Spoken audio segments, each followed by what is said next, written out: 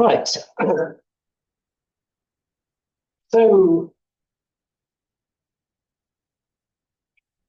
I thought I'd just briefly say what's going to happen in the next few weeks of the course. So today we're doing the axiom of choice.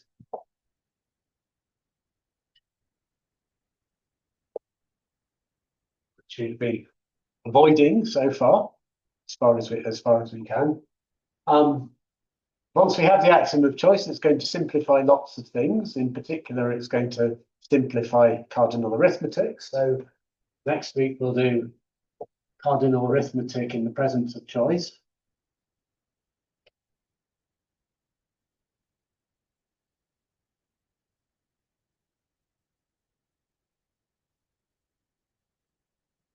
And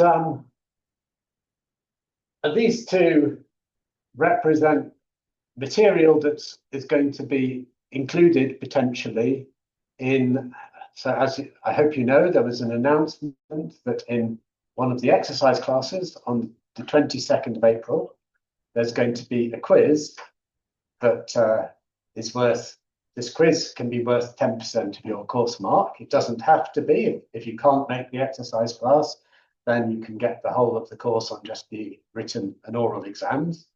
But if you do come to the quiz, you potentially get 10% on the quiz.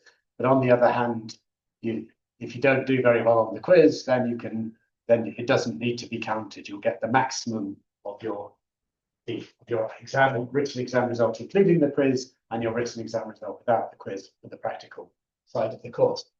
But the material in the course up until next week's lecture can be included in the quiz. And because of that, we're going to have ordinary exercise classes after this lecture, so next week, and after this lecture, the week after that. Then there's going to be a week in which, leading up to the 22nd of April when you have the quiz, so the material in that lecture is not going to be covered by an exercise class. So that lecture is going to contain special material that doesn't need to be covered by an exercise class, and that lecture in 2 weeks' time, is going to be on applications of the axiom of choice.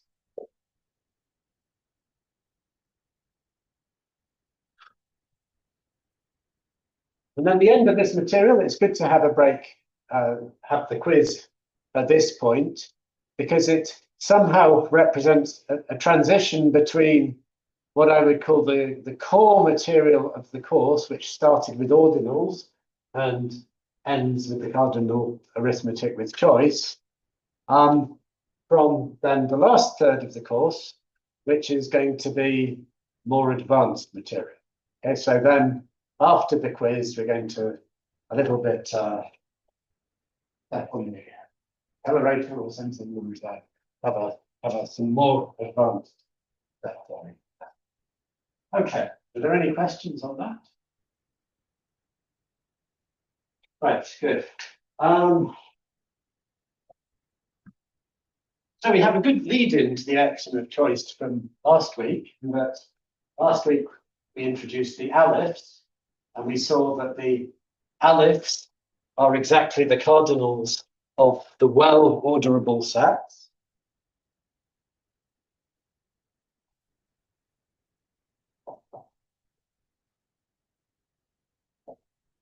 Cardinals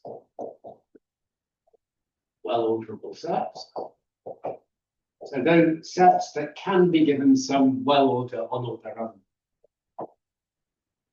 And we've also seen over the last few weeks that well-orderable sets are closed under various operations. So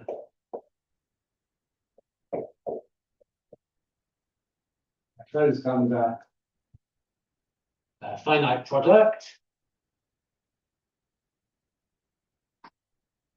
finite coproduct, and if you have a well-orderable set, we also saw last week that, and in the exercise class yesterday, that any subset of a well-orderable set is well-orderable, or even any set that embeds in a well-orderable set is well-orderable, and also any image of a well-orderable set is well-orderable. That's any set you have a surjective function onto from a well-orderable set. I will say subsets and images.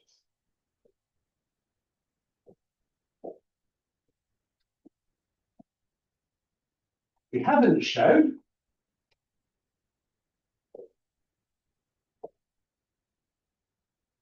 that well-orderable sets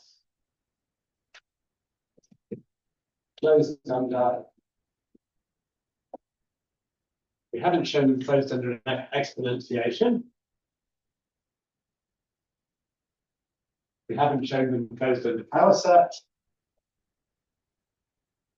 And we also haven't shown them closed under infinite products.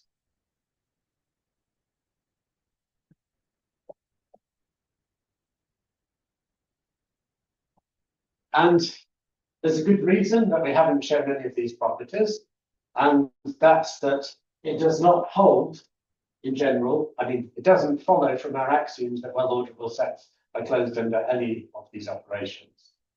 So, this does not, so none of the above preserve well-orderability without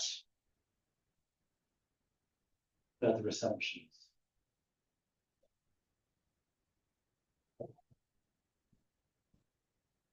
And the strongest further assumption we can have is the axiom. Well, there are stronger further assumptions, but the strongest further assumption that has to do with well-orderability is the axiom of choice, because as you may know from Logiko-Množice or from just general mathematical culture, the axiom of choice is equivalent to the statement that all sets are well-orderable. So today, we have AC, which is equivalent to all sets are well.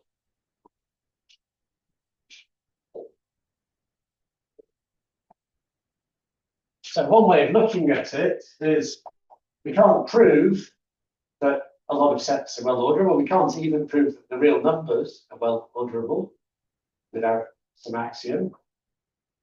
But we're going to have this big hammer, the axiom of choice, and it tells us by fiat that every set is well-orderable. Then we have no idea what these well-orders look like on these sets, but nonetheless, such things exist because we're told that they exist. Okay.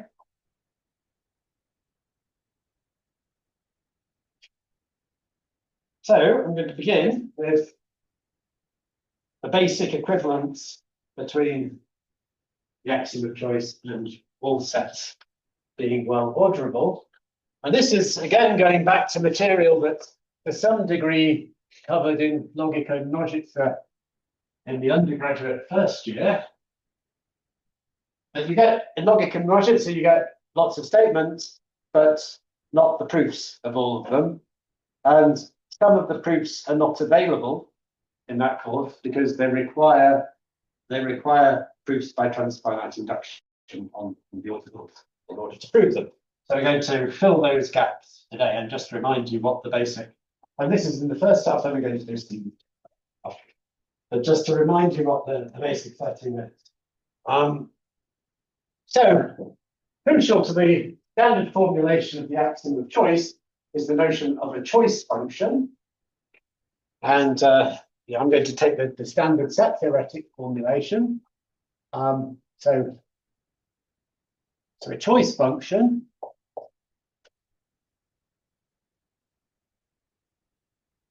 on what does a choice function do? Well, it works on a set of sets. So in standard set theoretic textbooks, where the only things in the universe are sets, it just works on a set. But it's good to know that it's working on a set of sets. So we have a set of sets. And what it is, so S is our set of sets. It's a function, F, say, that maps every set to an element of the set. Only if S contains the empty set, obviously, it doesn't have any elements, so we can't work with the empty set. So it's convenient to allow S to contain the empty set, just to be able to talk about choice functions on such sets that do contain the empty set, like the power set. So we simply ask the choice function to work on all non-empty sets in S, and it's going to return something in the universe satisfying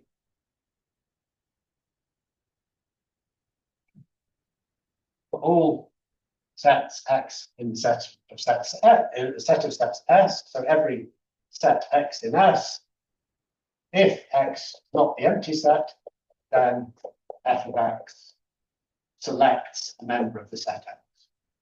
Okay. So we're selecting elements of non-empty sets using a function. And the axiom of choice is going to say every set of sets has a choice function. But before that, I'm going to relate it to well-orderability, because we have quite a tight connection between well-orderability and the notion of choice function. And that's the following theorem, which is the following are equivalent for a set X.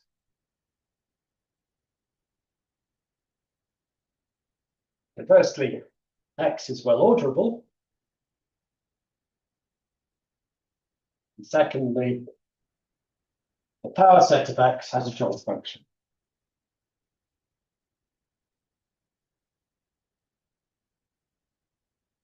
And this is the reason we allow S to contain the empty set, is so that we can say things like the power set of X has a choice function. Otherwise, we would have to say the power set of X with the empty set taken away has a choice function.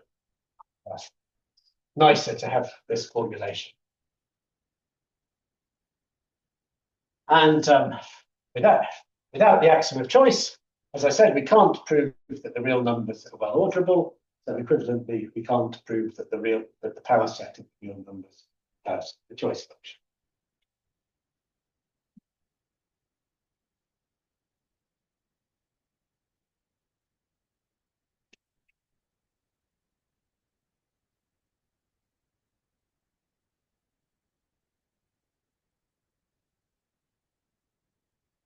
So this is the kind of proposition that when you do logic and logic, one direction can easily be proved, but the other direction is really requires transfinite induction. So the easy direction I'll do here is 1 implies 2. So suppose X is well orderable, we need to show the power set of X has a choice function. Well, let less than be a well order on X.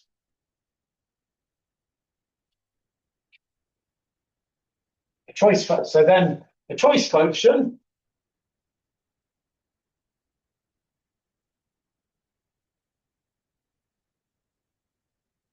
one choice function, we just need to show that there exists such a choice function. So a choice function is going to be a function that assigns to any non-empty subset of X, needs to assign an element of that subset. Well, we simply map a non-empty subset Y. So I'm just emphasizing it's a non-empty subset here. So we map Y to, well, we have a well order on X. And because it's a well order, every non-empty subset has a least element, and we simply take that least element. So the minimum element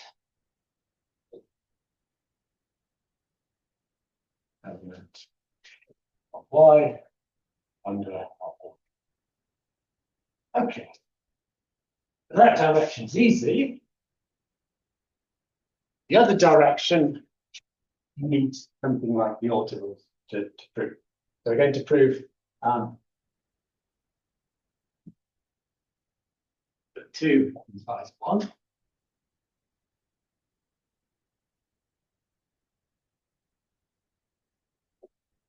And how are we going to show that X is well orderable?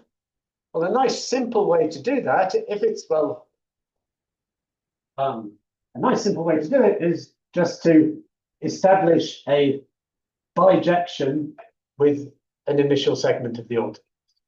We're going to map the ordinals into X as far as we can until we run out of space. And as soon as we run out of space, we're done. We've then constructed a bijection from the initial segment of the ordinals to X. And so because the initial segment of the ordinals is well ordered, that carries over along the bijection. So the 2 implies 1, we define by transfinite induction. Sorry, transfinite recursion for defining functions. By transfinite recursion. See what I call it in the notes. I can simply call it. So I'm going to use this notation. So this means I'm defining a function and I'm going to put the argument in the subscript position. And I'm going to call the elements in the image y of the y of alpha, where alpha is the ordinal that we're taking as the argument. So this is a function from ordinals. So 0 will be mapped to y0, 1 will be mapped to y1, and so on. That's that notation here. So it's going to be a function from ordinals to X. But the point is we're going to fill up X by taking each new ordinal to a new element of X until we run out of space.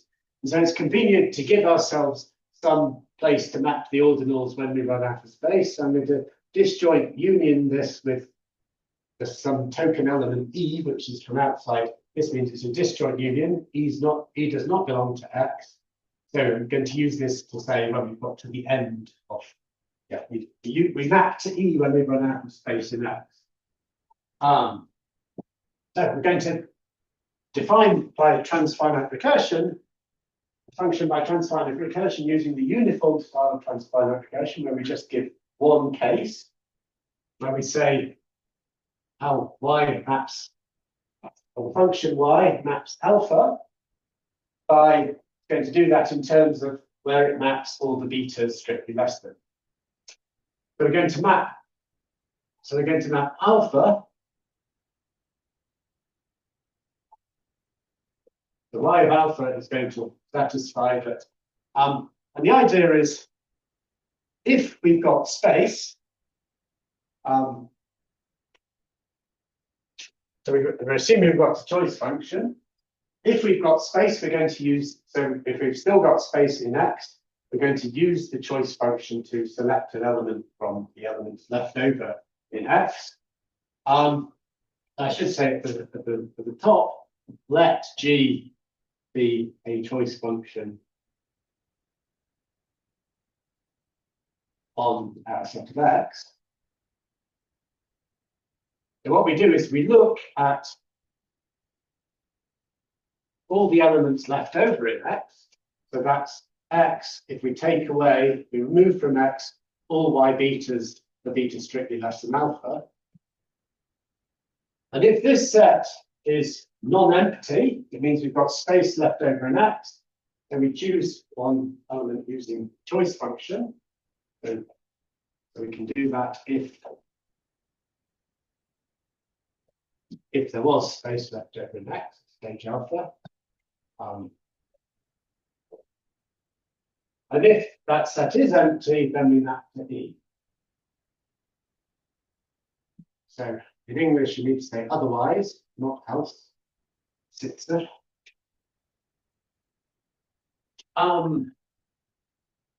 Okay. And the idea now is one proves by transfinite induction various simple properties of this function. And it's a very simple definition. The only thing is you have to kind of be careful in what order you prove the properties. I'm not going to actually do the proofs by transfinite induction. I'm just going to tell you the sequence of properties that one establishes by transfinite induction. And by this stage in the course, it's an easy exercise in transfinite induction to prove this. So, by transfinite induction, T dot I, we prove. So firstly, that the set of all alphas for which y alpha belongs to X, which means those alphas that are not sent to E. This is an initial segment of the ordinals.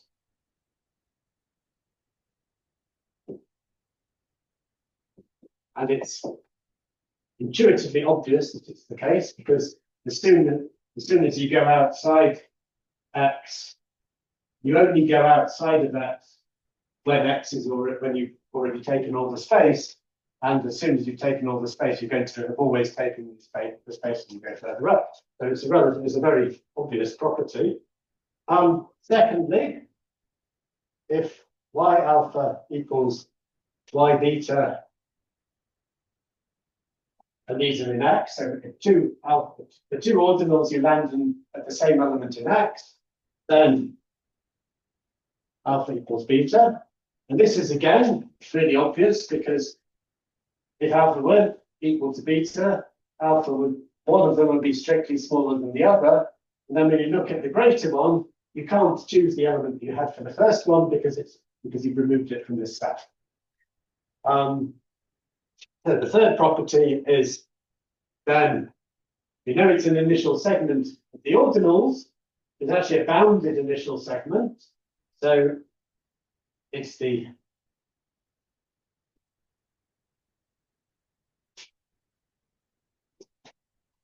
down set of some ordinal gamma.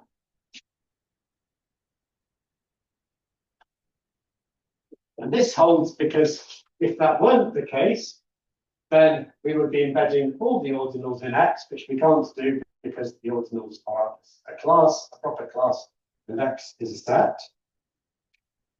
And finally, once you've proved that, then we have that set of all the y alphas for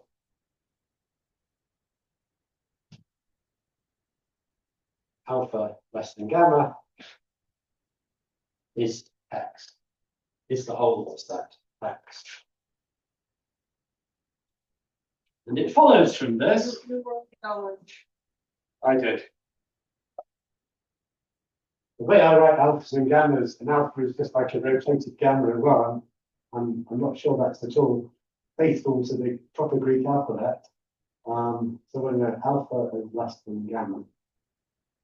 And it follows then that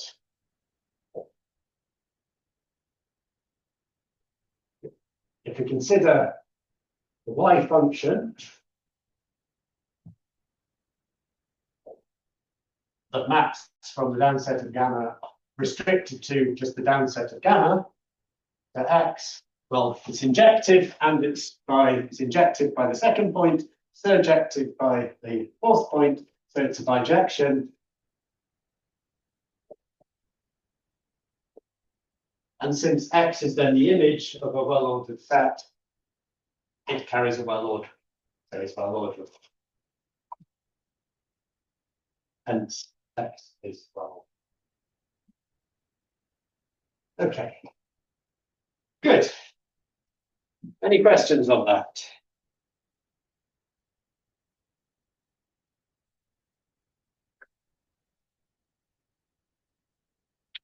Okay, so we now have a different handle on well-orderability. Well-orderability is the same as the power set having a choice function. So I've already told you the power set of the reals doesn't have, we can't prove that the power set of the reals have a choice function. But still we can get, it's an interesting question now, which sets of sets have choice functions? What can we prove about that?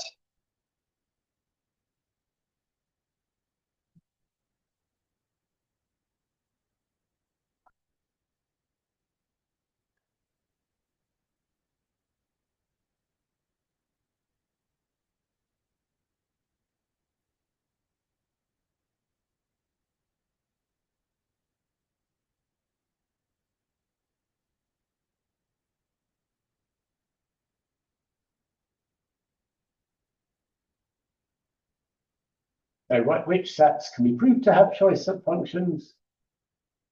Which sets of sets can we prove have choice functions.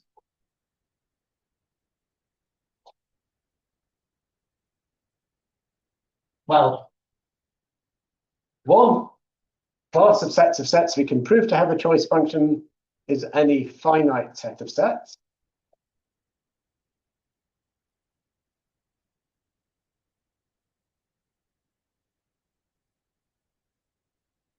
So here, the set of sets is finite. That means there are finitely many sets in it, but the sets the sets it consists of can be infinite sets. Okay, so it could be a finite set of infinite sets, and it still has a choice function. Just the cardinality of S itself needs to be finite. That's an exercise for you if you want to do it. By theorem we just had relating well-orderability and choice functions on the power set, we can prove that the power set of X has a choice function when X is well-orderable. And in fact, if and only if X is well-orderable. So in particular,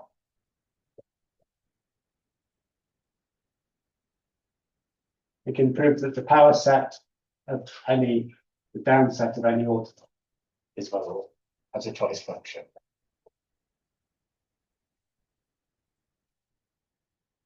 And that's actually, yeah. No.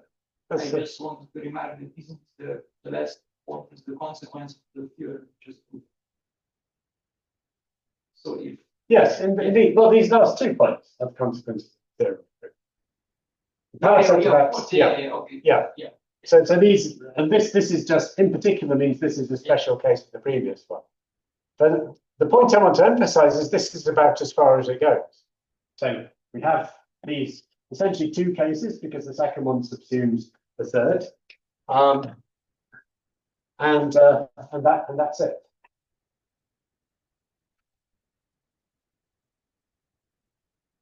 And we can't prove, as I've said, we can't prove that the power set of the reals has a choice function.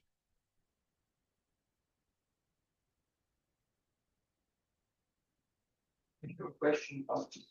So we can't prove in this case, does it mean that there exists a model of CF in which reals don't, in fact, do not have a truth? It does indeed mean that. Exactly that. But if one can find a mathematical model of our axioms in which power set of the reals does not have a choice function, and that shows that you cannot derive this from the axioms. So, as I said, if one wants to have choice functions, or if one wants to have well-orderable sets, we've seen it's pretty much the same thing, then you need to basically impose it by fiat by having another axiom. So that other axiom is now the axiom of choice.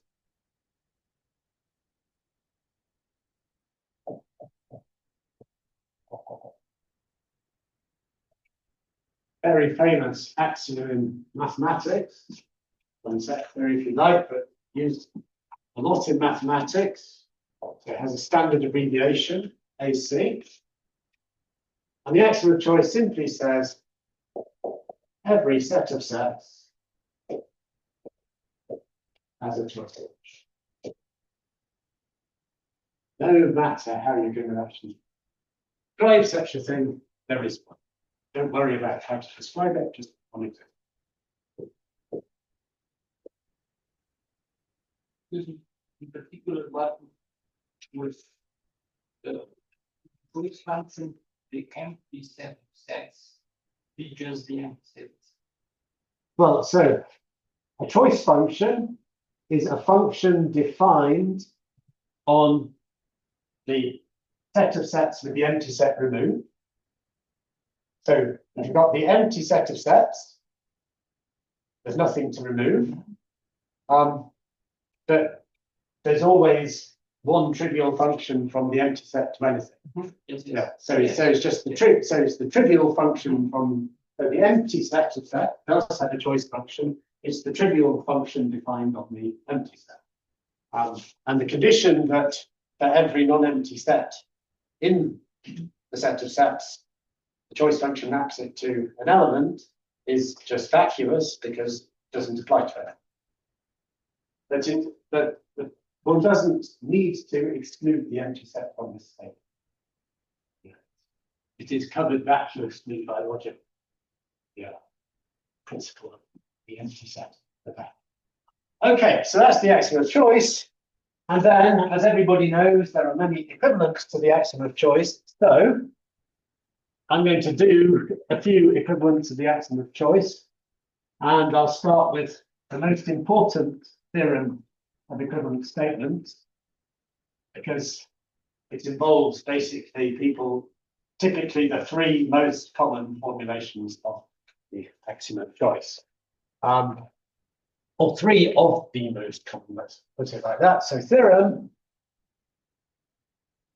the following are equivalent.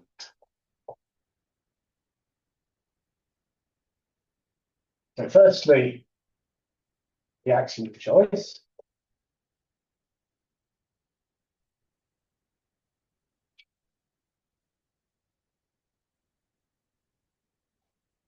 It's formulated there. Secondly, what's called the well-ordering principle. So by the way, I've written the axiom of choice. We're not currently assuming it is an axiom because we're going to investigate what it's equivalent to and things like that. So the axiom of choice, it's called an axiom. We're not assuming it is an axiom now, but we're considering it as a statement that we're going to investigate its properties. So it's equivalent to what's called the well-ordering principle.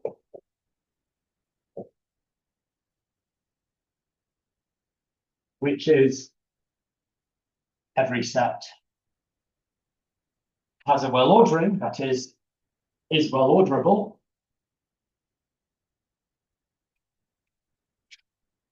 And thirdly, one of the most famous lemmas in mathematics, Zorn's lemma.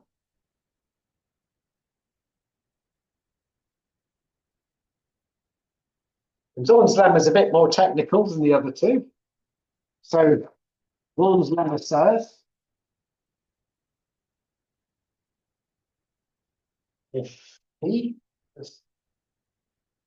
actually I'll do it without any mathematical symbols in the notes, so I'll do the same. So if every chain in a partially ordered set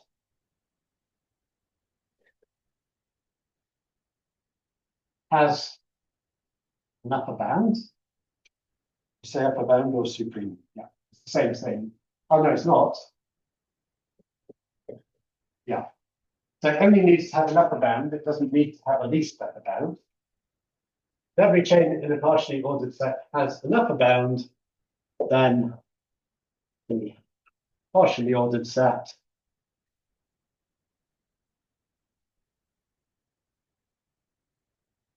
has a maximal element. Right, we've done enough on partially ordered sets, I think, in this course to not have to remind you what a partially ordered set is. What's a chain in the partially ordered set?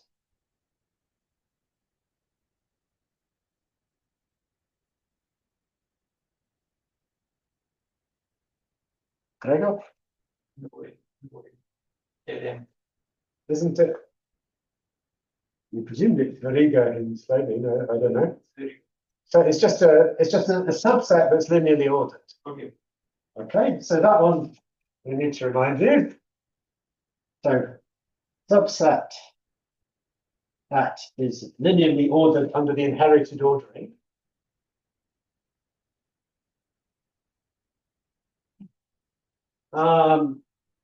Okay. Upper bounds we've done, so just an element that's greater than equal to any element in the chain. Then the partially ordered set has a maximal element. So we've done maximal versus maximum, but just to remind you, or for you to remind me, what is maximal? Just that no element is great. Right, there is no element above it. So we're not asking for there to be a maximum element. That would be an element that's greater than everything in the partial order. We're asking for there to be a maximal element. That's some element lying at the top of the partial order. It might be a very wide top of the partial order, but at least has one element that has no element above it. Okay.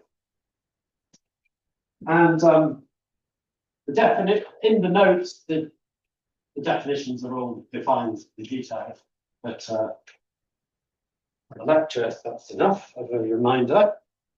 So we're going to prove this very important theorem.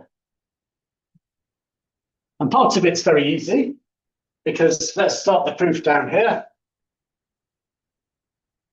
So the equivalence of 1 and 2, we have immediately by the previous theorem, because if the axiom of choice holds, then every set of sets has a choice function. Therefore, every power set has a choice function. Therefore, every set is well orderable. And in the other direction, if every set is well orderable, then every power set has a choice function. There is something. There is a little bit to show there, but I'll leave that as an exercise.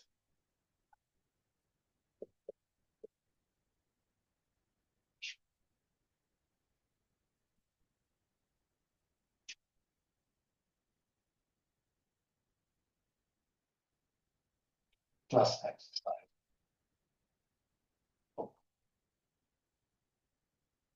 I mean, basically, if you have a set of sets, consider the union of all the sets, take the power set of that union set, and the original set of sets is a subset of that power set. So just take any choice function that works on the power set and restrict it to the set of sets you start. That's the idea. You can think about it for yourselves, because it's not a difficult result. So what's going to be more interesting is why Zorn's lemma is equivalent to the other two. And we're going to prove that it's equivalent to the axiom of choice. And one direction is fairly straightforward, but that Zorn's lemma implies the axiom of choice, and that's the kind of thing, that's the direction you might have done in logic in the first year. And the other direction is more involved, again, an ordinal index construction.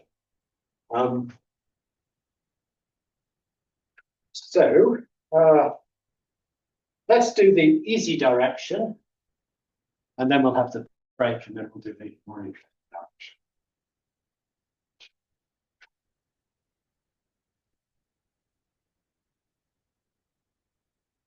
So the easy direction is going to be 1 implies 3.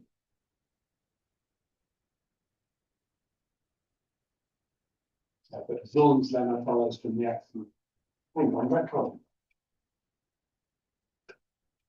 Yeah, the wrong way. Yeah, in my notes I do them in the other order. So the easier direction is Zorn's lemma implies the axiom of choice. So let's assume we've got a set of sets, and without loss of generality, we can assume it's a set of non-empty sets.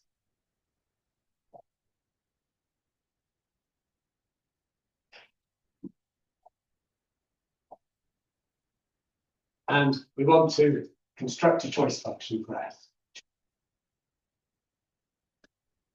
We want to construct choice function.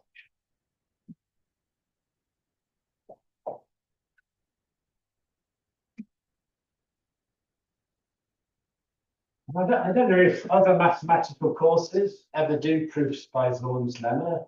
I mean, like maybe you construct faces in linear algebra by Zorn's lemma, or proof Tikhonov's theorem using Zorn's lemma. I mean, there are various things. So I don't know if you've seen proofs by Zorn's lemma, but always have a typical flavor to it. We want to construct a choice function on S or S. So what we do, we want to apply Zorn's lemma. So we want to get that choice function as a maximal element in a partial order. So the idea is we build a partial order out of approximations to this choice function. And we show that the various conditions of Zorn's lemma hold for this partial order. And then the maximal element is going to be the maximum approximation to the choice function. And the maximal approximation is a choice function itself. So we define a partial order, and I call it P, F. I don't know why. F, where we define F to be approximations to choice functions on S. What do I mean by an approximation? Well, I simply mean a choice function on some subset of S. So it's going to be a set of F's functions F such that F is a choice function on a subset S prime for S. Now we can view functions as sets of ordered pairs, and I'm hence going to partially order. So a function, if we view it as a set of ordered pairs, I'm going to partially order it by subset exclusion.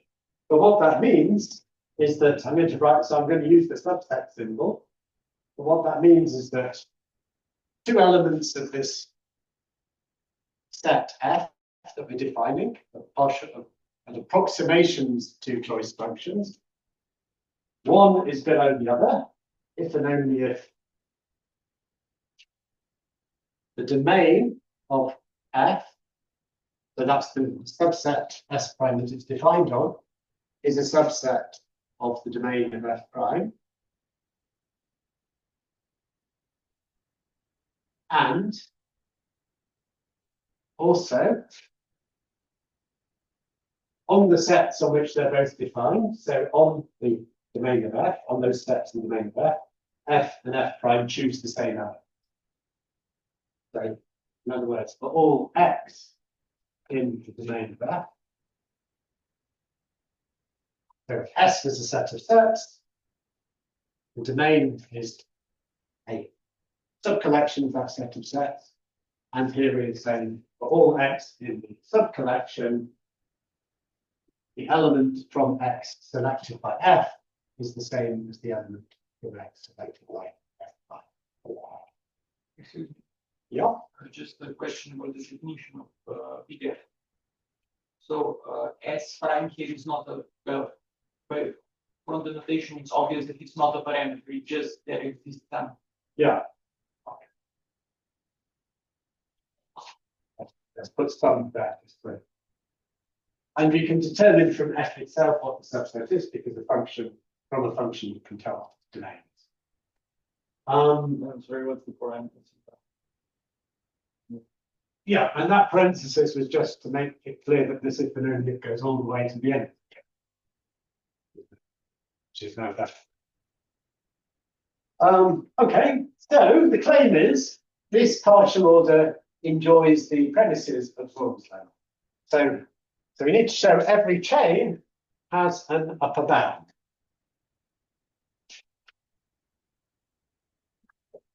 So let's see the subset of the partial order F be a chain.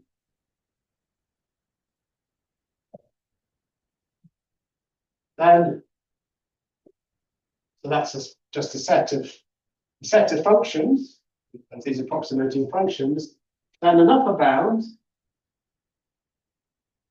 is simply, well, if we're considering functions as sets of ordered pairs, it's simply the union of C. But if we're thinking more as functions, it's the function that maps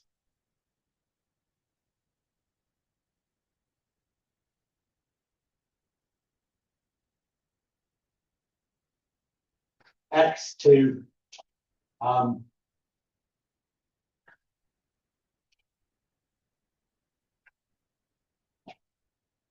that's not right, F. So it's the function mapping any X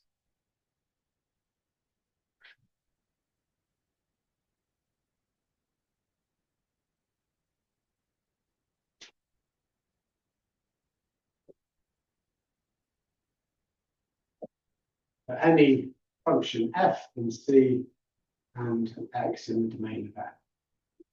Meaning, is the function that's defined on the union of the domains of all functions in C.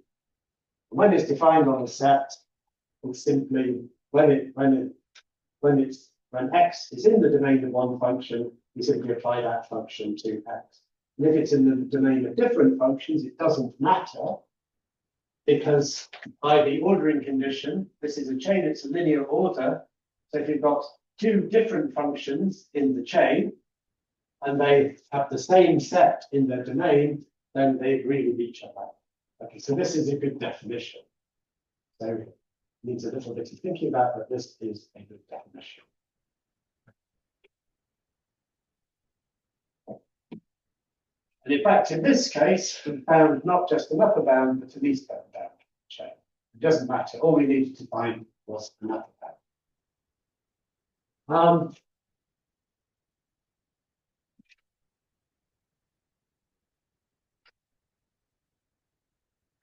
Okay, so Zorn's lemma applies. So F has a maximal element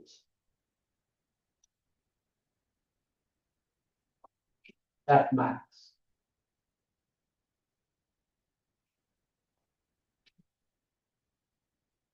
But it's easy to see that if you've got a maximal element, the domain of the maximal element is the whole of S.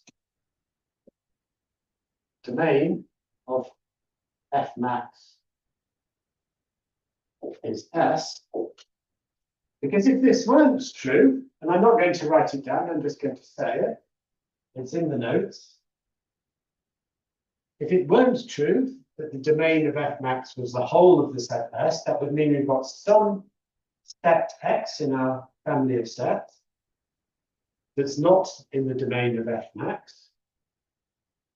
In which case we can, it's a non-empty set, so we can pick some element of it, and we can extend F max to a larger function, a larger choice function, by adding the set that we missed out, X, to its domain, and mapping it to the element we just chosen. Okay?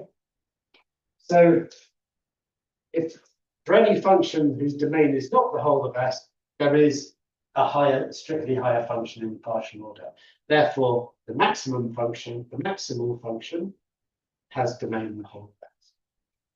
And that completes the definition, because if the domain is the whole of S, then we've constructed a choice function. Okay. So that completes. So this is completing 3 implies 1. Excuse me. Yeah. What if we missed out exactly the empty? The empty set. Oh, S is assumed to be the set of non-empty sets. Oh, okay. To begin with, without loss of generality. Okay. It's easy to show that if every set of non-empty sets has a choice function, then every set of sets has a choice function. Okay, but just I didn't quite catch, how do we extend by, well, I understand that we pick in the domain, we pick the element that we missed. Yeah. But how do we then pick out the element in that element? We choose one.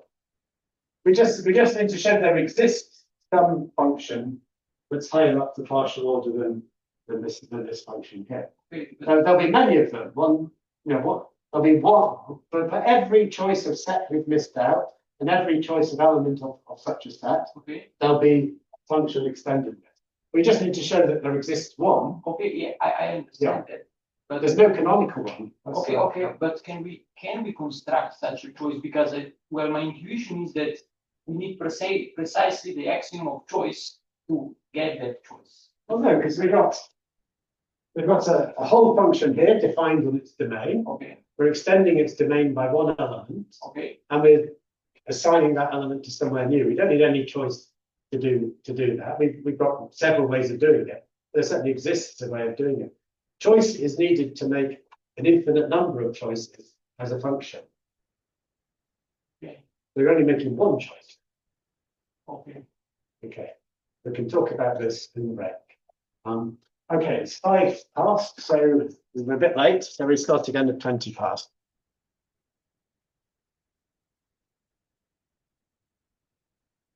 Right, okay, so we've proved everything except now 1 implies 3. The axiom of choice implies Zorn's lemma. So let's do that.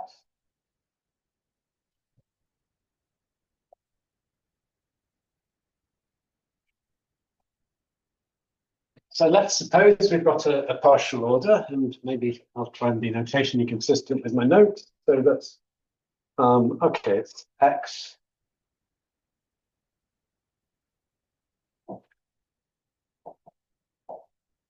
A partial order satisfying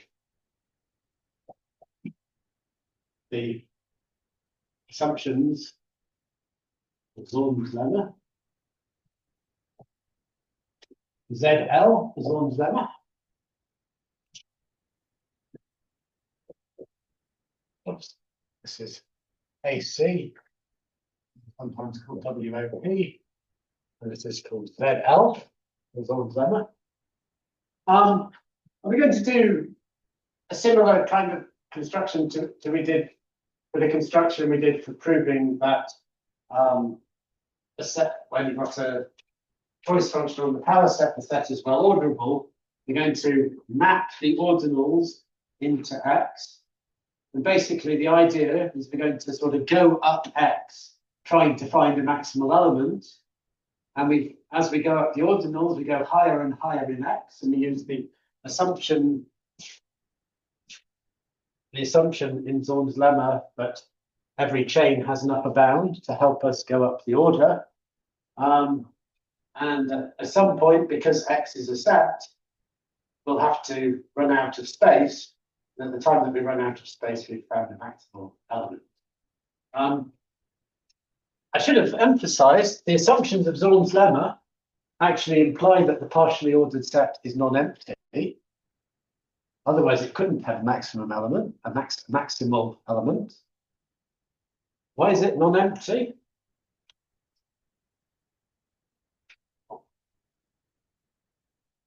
So the empty set is a chain.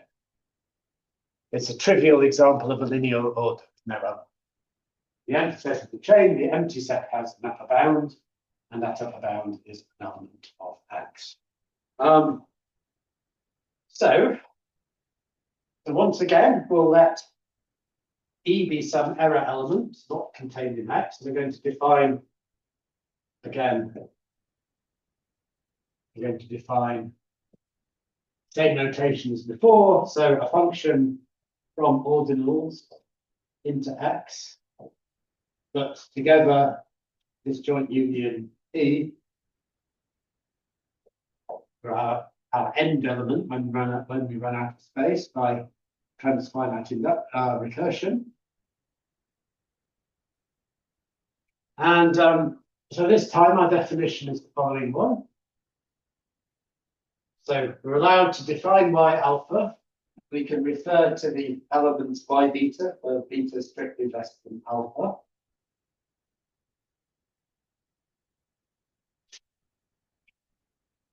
And I don't quite like the definition in the notes for one reason. So I'm going to do it like this. So,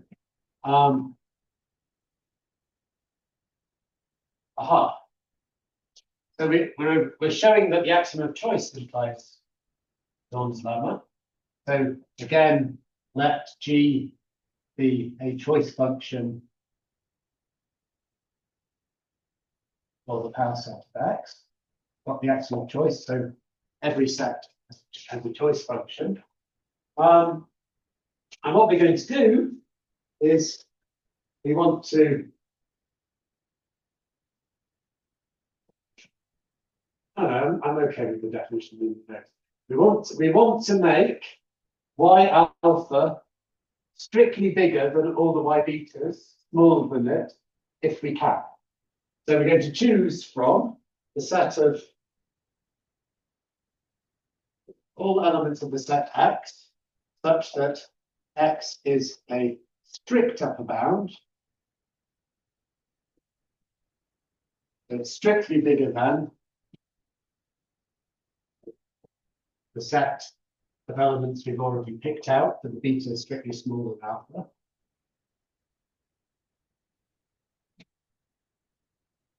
So we're going to do G by our choice function to that set. And we can do that as long as this set's non-empty. Okay? So if the above set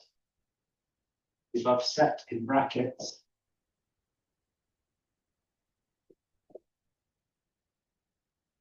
is a subset of X and non-empty. And otherwise, we're going to map to the end of it. And the reason I'm saying if it's a subset of X is well,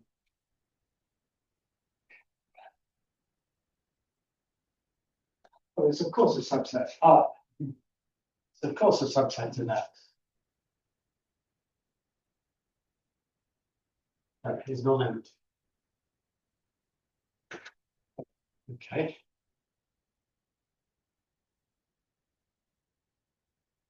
Right. Choice here, E basically. Hang on, I'll discuss that in a moment.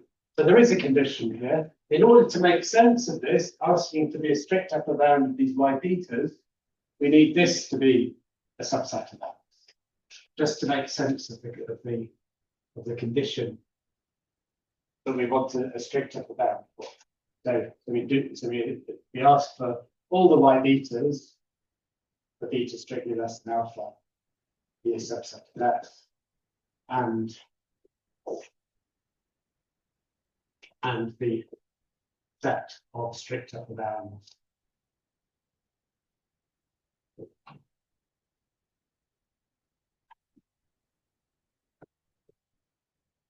is non-empty. Oops, is non-empty. Yeah, I'm sorry, what was the question? Is E the basically? E? Yeah. Right, so you've been here in the first hour, then you would have seen that we're using this as a kind of end mark when we run out of space. So we don't have a base case because we're doing the uniform transfinite recursion, where we just define transfinite recursion based on the strictly smaller elements. So the zero case is dealt with like as the empty set. But the point is we use this definition as far as we can while we're still finding greater elements in X. But at some point we're going to run out of space because we define this on the whole modular, and then we use E to say we run out of space. Okay, and then we prove various properties similar to the ones we've proved before, but maybe I don't really want to go through more details now, because the idea is, basically we're defining by transfinite recursion. We start off by G of the whole of X. That's the case for 0. So we're selecting an element from the whole of X. Then in the next time, we'll be selecting a strict upper bound on the element we've just chosen. So we get something strictly bigger. Then we've got two elements. Then we have a strict upper bound for those two elements. And we carry on like that. And the point is, the strict upper bound will always exist for the following reason, that we prove by transfinite induction that while we stay in X, the image of this function is a chain. So we're going always up the order.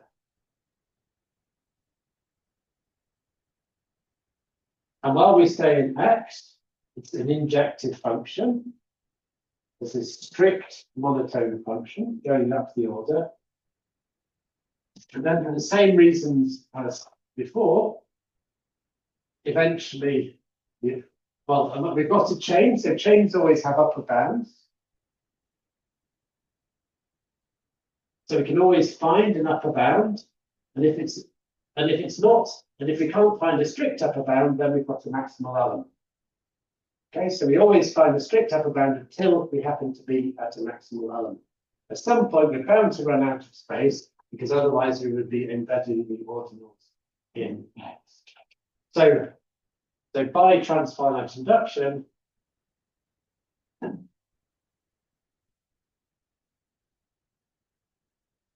we prove, and then instead of putting the full list of properties as I did before, which are in the notes, I'm just going to say the crucial thing.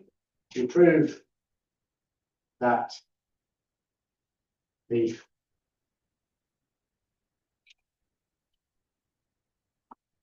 set of ordinals,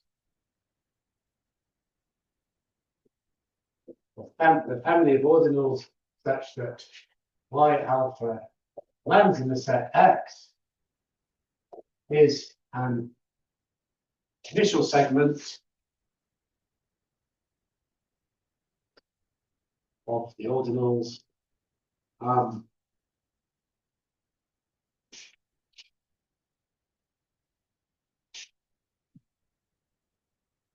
and it equals down set of gamma for some gamma.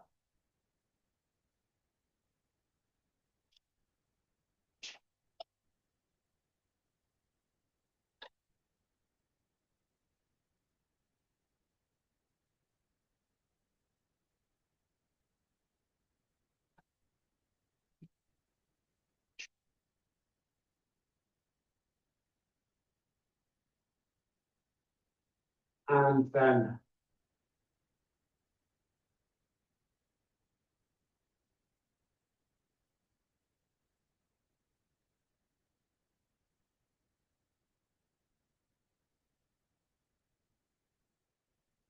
yeah,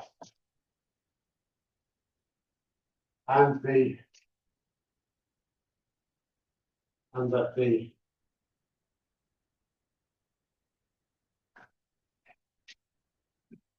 that the y alpha less than gamma. So this is the set of elements of X that we consider these values while they stay in X. This is a chain whose upper bound is a maximal element.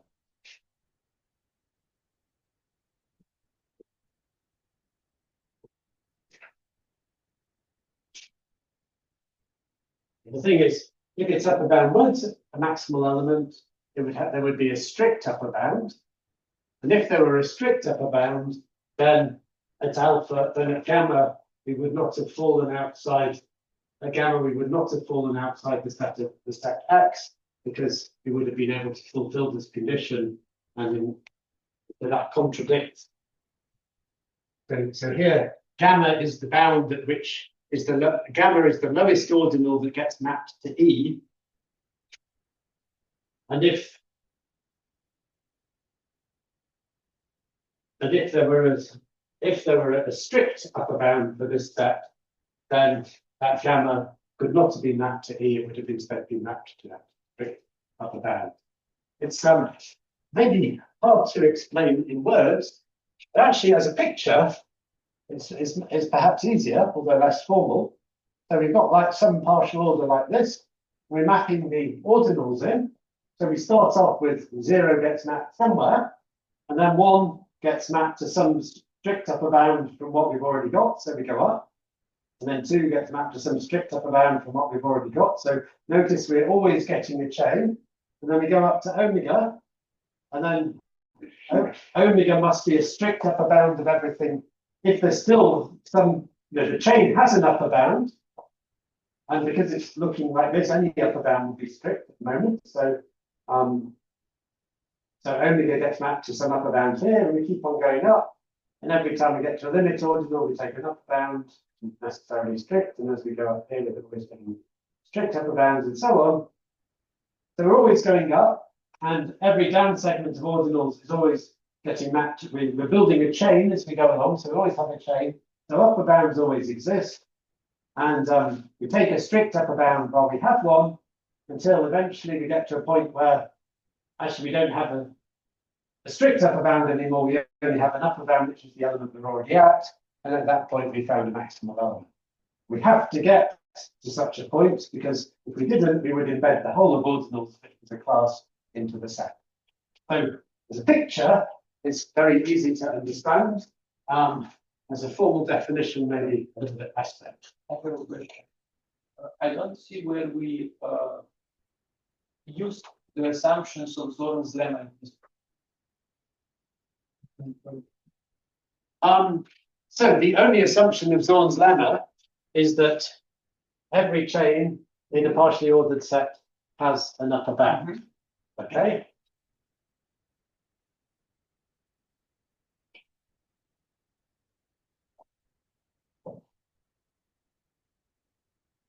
The definition So when you get to a limit ordinal, okay, so this definition will make sense anyway.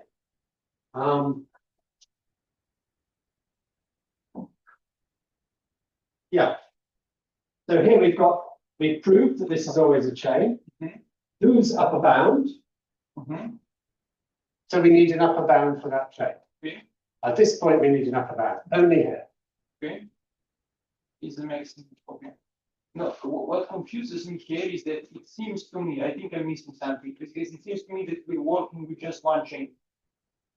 Well, we are. We're building up only one chain as we go along. The transfinite recursion is building us a chain through. I mean, the chain is determined by the choice function. If we have a different choice function, we would get a different chain. Okay. But the choice function determines a unique chain by this definition. And because certainly we need the condition that every chain has an upper bound here. It might be used somewhere else as well. But yeah. As far as I can see, it's not. Okay. Yeah, it says that if every chain. Yes. That's what, no, I don't think I have a formal complaint anymore, but yeah. The formulation just confused me. So because every chain. If it were a formal complaint, it would have to be lodged in writing. Oh, okay. Yeah. No pun. Yeah. Okay. Right. Very good. Any other questions? I mean, Zorn's lemma is an important thing. So it's good to be comfortable with this equivalence. Right. So having attempted to prove Zorn's lemma is equivalent to the axiom of choice, let's be a bit more relaxed now and look at some other equivalent statements for the axiom of choice without proof. So I'm not interested. Well, there are many mathematical statements equivalent to the axiom of choice, and you can crudely classify them into those that are very specific to some mathematical subject, like every vector space has a basis, very specific to linear algebra, and those that are general set theoretic statements. And we're going to do the mathematical ones in 2 weeks' time. So I want to focus on set theoretic statements equivalent to the axiom of choice. So let's write some such statements. Theorem, each of the following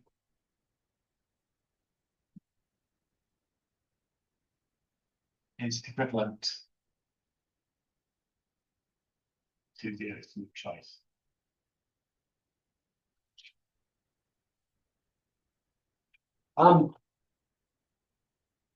So do you have some statements to suggest that you're equivalent to the axiom of choice. There's one that there's actually one important one that I would classify according to logic, which I don't have in the notes and I can't remember and I'm not going to cover. So somebody might suggest that.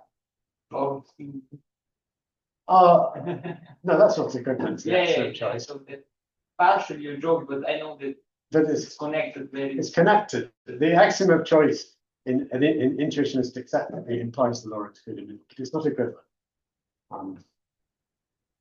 If it were equivalent, we would not need to have a separate axiom. Does anyone remember any? So I've got three here. I always met myself with a section and fraction. I think it's every function has a section. Okay, very good. So doesn't matter. That's in the notes. I'm just bullet pointing them anyway, so there's no particular order. So every surjective function has a section.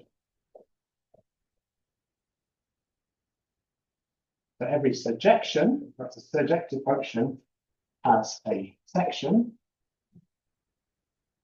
And this means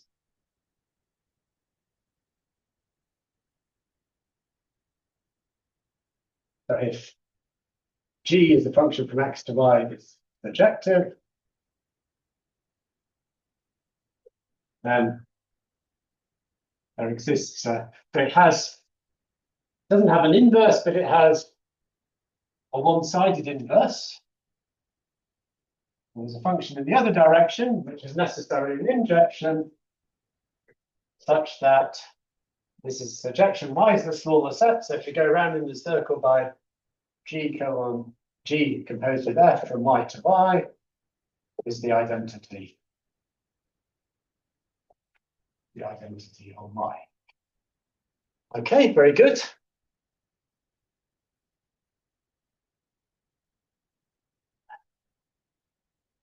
Anything else?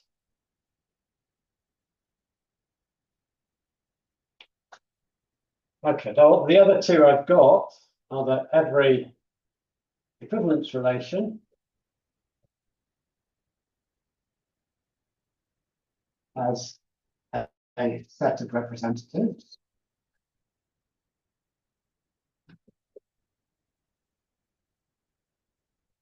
And this says if twiddles, the binary relation, but I'm writing it like this because it's an equivalence relation, is an equivalence relation, then, well, you know what an equivalence class of an equivalence relation is, and the set of representatives is a set of elements of equivalence classes that has exactly one element, that chooses exactly one element from every equivalence class. So there exists a set B of representatives, which is a subset of X, such that for every such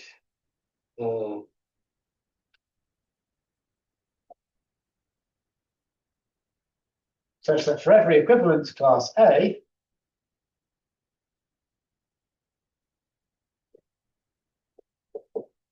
A intersect B is a singlet.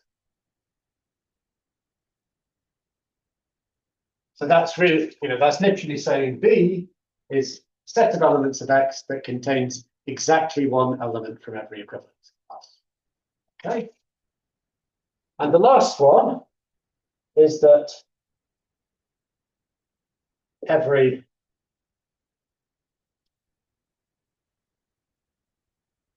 Cartesian product of non-empty sets is non-empty.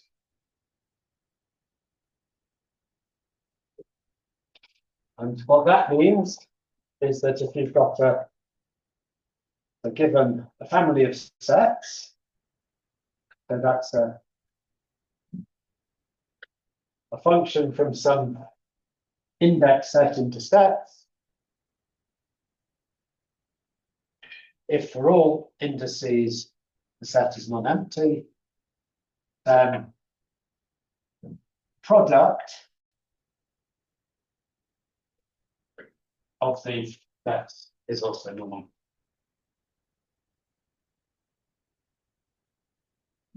Okay, and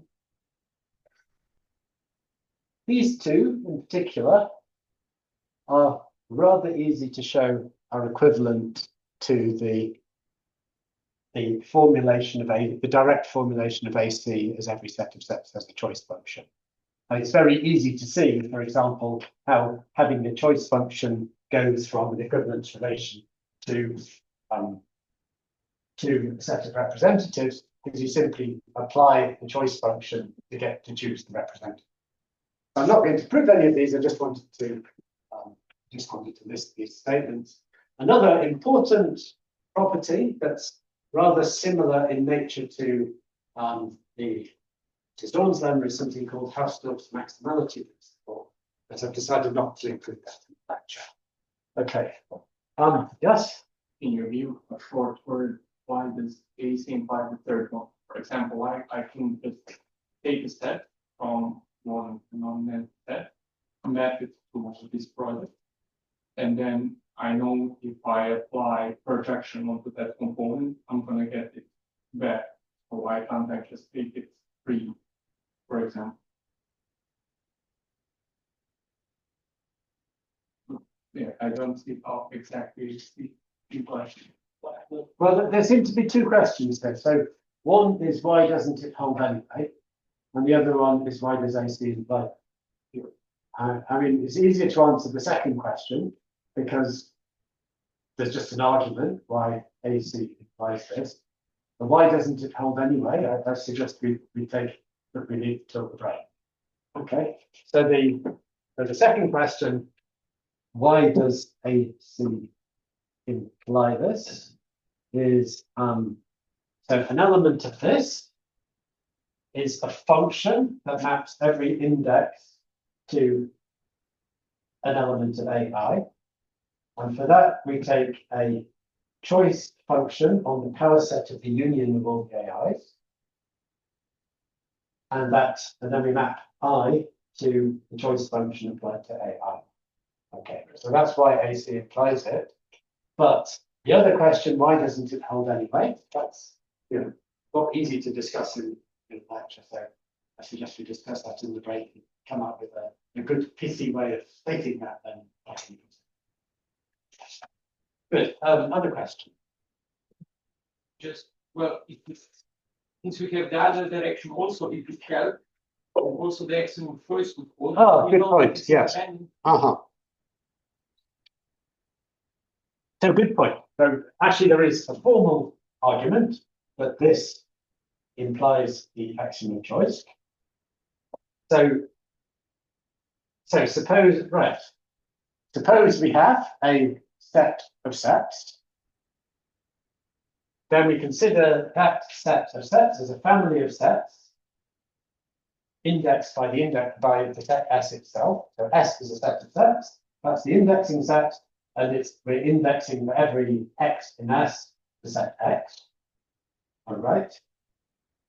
And so if the product is non-empty, that means there exists a function from the index into the set, and that is exactly an element of this dependent product. Okay, I'm not writing down the details, but I hope like it. So very good, thank you. So we can see that it's equivalent to the axiom of choice, and now we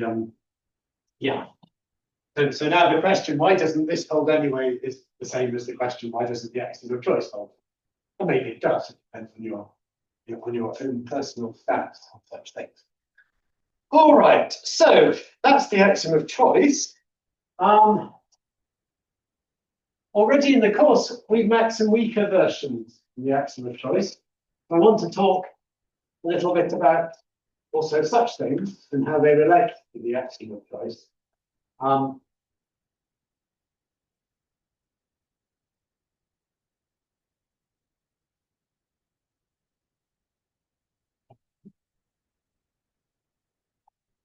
So earlier in the course, we met dependent choice.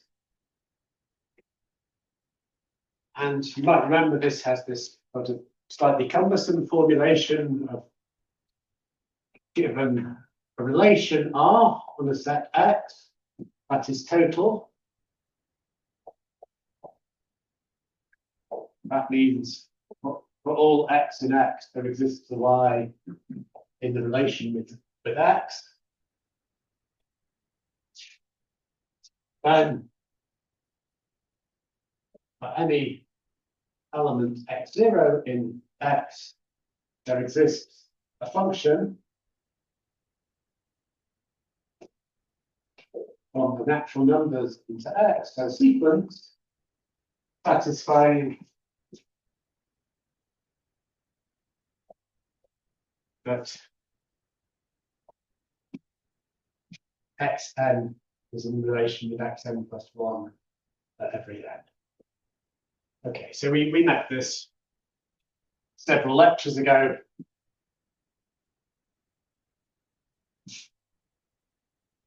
There's also a weaker version of dependent choice. Well, sorry, it's actually not a dependent choice, but this is allowing us to do countably many choices as a function, each one depending on the previous choices. And there's also a weaker version that allows us to do countably many choices, but not depending on previous choices. And that's called the axiom of countable choice. And that simply says every countable set of sets of a choice function.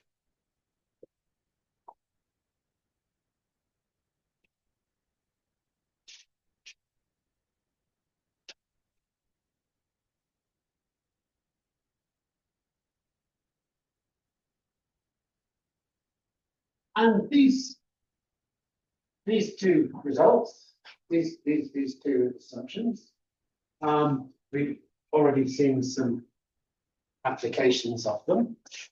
So let me just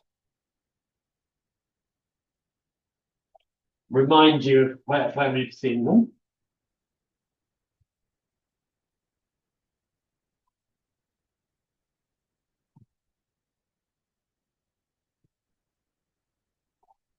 So we showed, using dependent choice, we showed the property that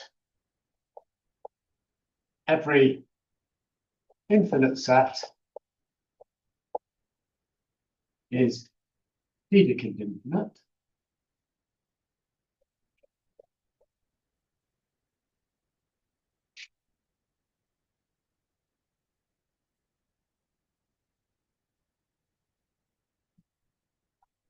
And, you know, it's quite hard to get one's head into a world, into the idea that this might not be true.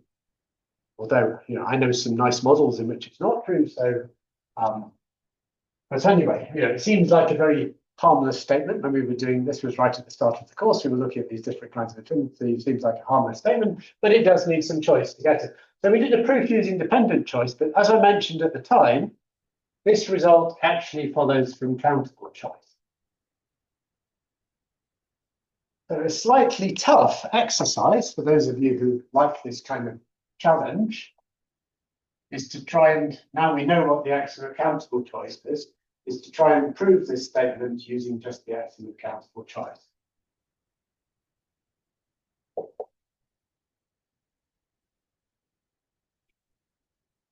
Another statement that holds from countable choice is something that I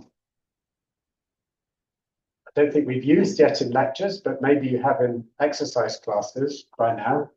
It's another very harmless looking statement in set theory that's used all the time in mathematics, which is that a countable union of countable sets is countable.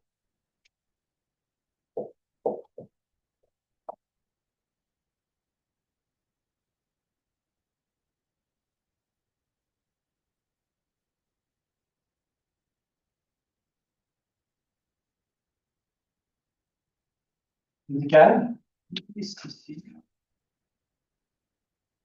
is countable choice. Okay, so By CC, I mean we can prove this using the axiom of countable choice. okay, That's what I mean. And I'm not making the statement, yeah. And again, we can prove this one using the axiom of countable choice. So again, exercise.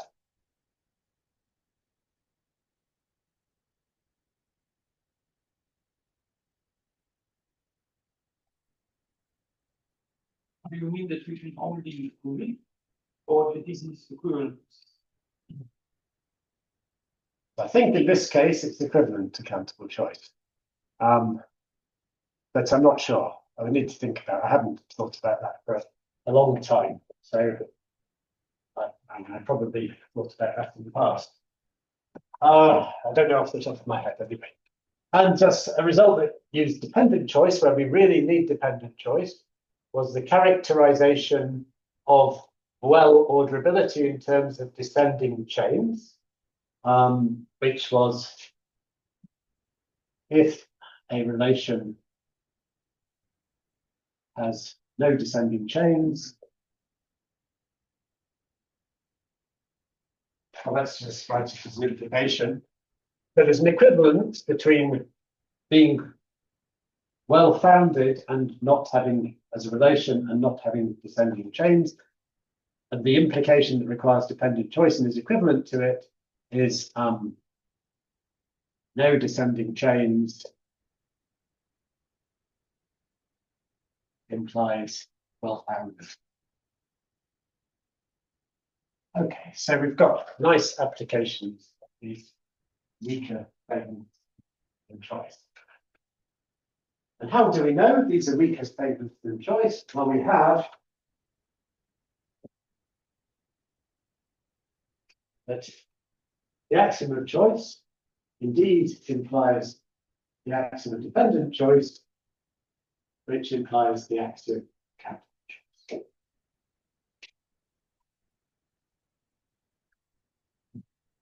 Okay, so I do want to give a quick proof of part of this, but I'm going to not give you the axiom of choice implies dependent choice, because we're going to see a more powerful statement a bit later. So I'm just going to remark why dependent choice implies countable choice. So maybe I'll clear the other boards and we'll just quickly do that before the break.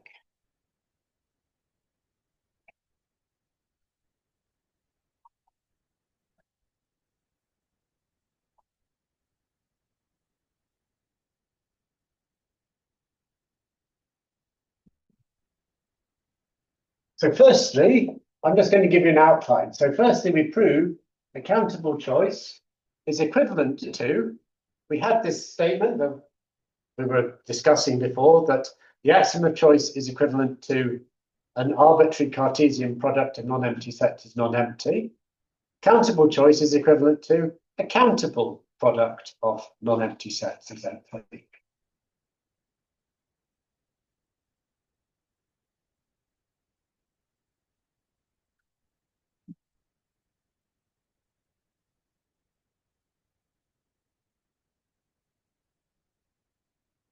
Okay, so we want to prove that VC implies CC.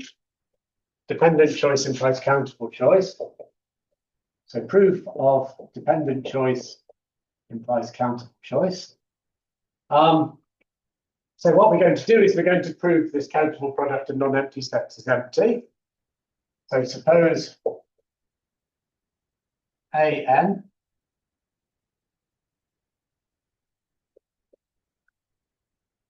is a sequence of non-empty sets.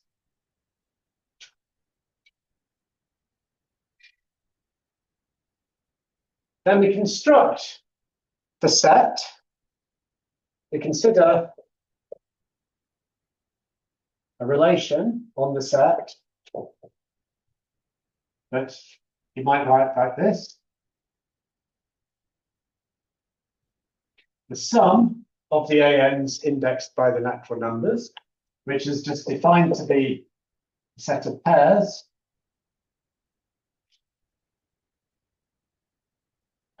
where little n is a natural number and x belongs to A. So pairs where we consisting of an element from one of the AN sets together with a number that tags where it belongs to.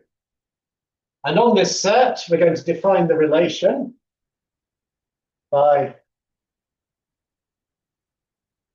well, the relation is going to be defined by mx is in relation with ny. So here, X is an element of A sub n, and Y is an element of A sub, sorry, X is an element of A sub, so X belongs to A n, and Y belongs to A n. But the relation is just simply defined for home if n equals n plus 1. So basically, we've got A0, A1, A2, A3, A4, and so on. And the whole of this set of ordered pairs looks like this whole picture. So here we've got n equals 0, n equals 1, n equals 2, n equals 3. That's the first, that's the x coordinate, and the y coordinate is where we are in the set A0, A1, A2. And we're simply defining the relation that relates all elements here to all elements here, and all elements here to all, so all elements related to all elements in the successive stages. So by dependent choice, there exists a function from natural numbers to some n in n a n. Are there non-empty sets? So consider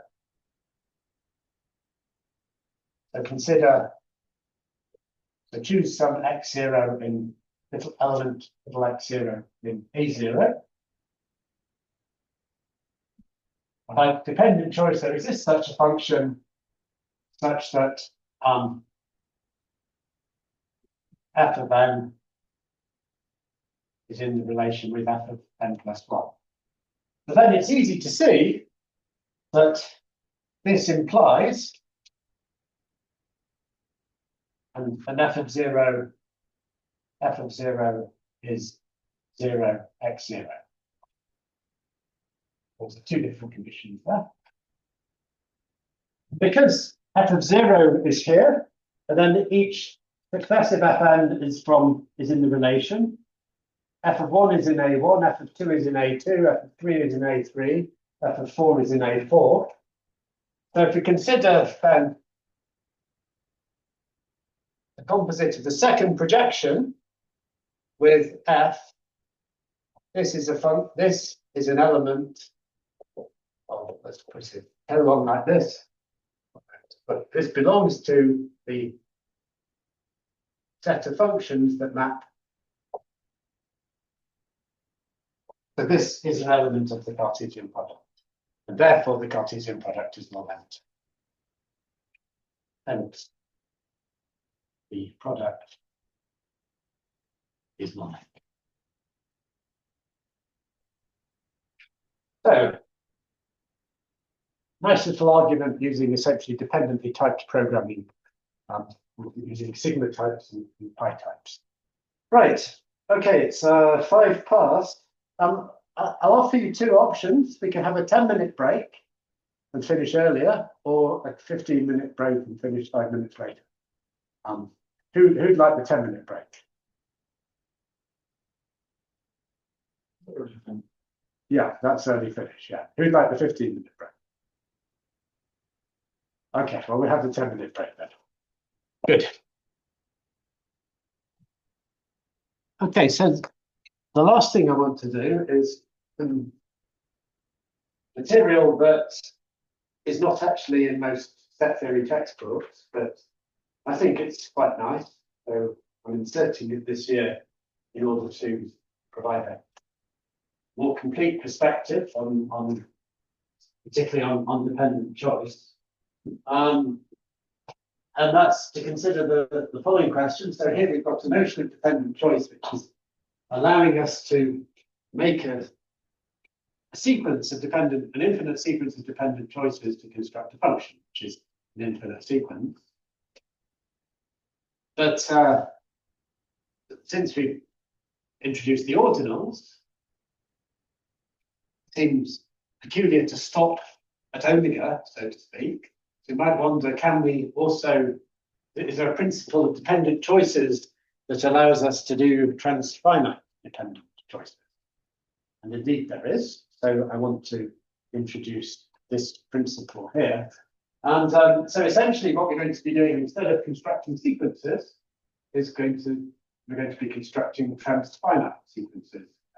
And so for an ordinal alpha, I don't really need this terminology. It's just the convenient way of thinking. An ordinal alpha, an alpha sequence in X is simply function mapping all the ordinals below alpha to X. So an ordinary sequence that we used to from all our mathematical subjects is simply an omega sequence. But this gives us much longer sequence, so to speak. And the principle of, so for an ordinal alpha, the principle of alpha dependent choice is the following principle. Again, we're going to assume we've got a relation, and we want some way of transfinitely iterating. And in order to transfinitely iterate it, the appropriate thing is to define, suppose R is a total relation between, actually not a set in itself, but we're going to have a relation that relates ordinal index sequences to X. So we consider all ordinal index sequences shorter than alpha, strictly shorter than alpha. So we look at, so here we've got the union for every beta less than alpha of the set of beta sequences in X. So we're considering all the set of, this is the set of all ordinal index sequences strictly shorter than alpha. And we're going to have a relation from that, relating that to the set X. And we suppose it's a total relation. Where does small x come from? So where's small x? This is a product. Okay, but This is capital X. okay, We've got the set X. okay, So suppose we've got a set X and a relation, a total relation here. So the total relation means, in particular, we're always going to have, well, except in this silly case, for when alpha is greater than 0, we're always going to have 0 as a beta. And then x to the 0 is x to the empty set, so that has the trivial element, which is the empty sequence. So we always have the empty sequence here, but it's a total relation. The empty sequence must be related to some element of x. So x must be inhabited because it's a total relation. Then we can build up a one-element sequence from that element. The one-element sequence will give us another element here. So then we get a two-element sequence. And the idea of this is that then if our ordinal is greater than omega, after we've considered finite sequences, well, if we can build up the finite sequences by building them up as we go along and always following through a way of extending it and then considering where, and always building up the extensions, we can then put those together to make an omega sequence. And then this will give us a way of extending the omega sequence to the next element. And so on such a principle of always extending the sequence through the ordinals, essentially by transfinite, it's like transfinite recursion, except the problem is that we don't have a function telling us how to find the next element. We have just a total relation. So it's just for every sequence we've got so far, there exists a possible continuing element. And the principle of dependent choice for alpha says then there exists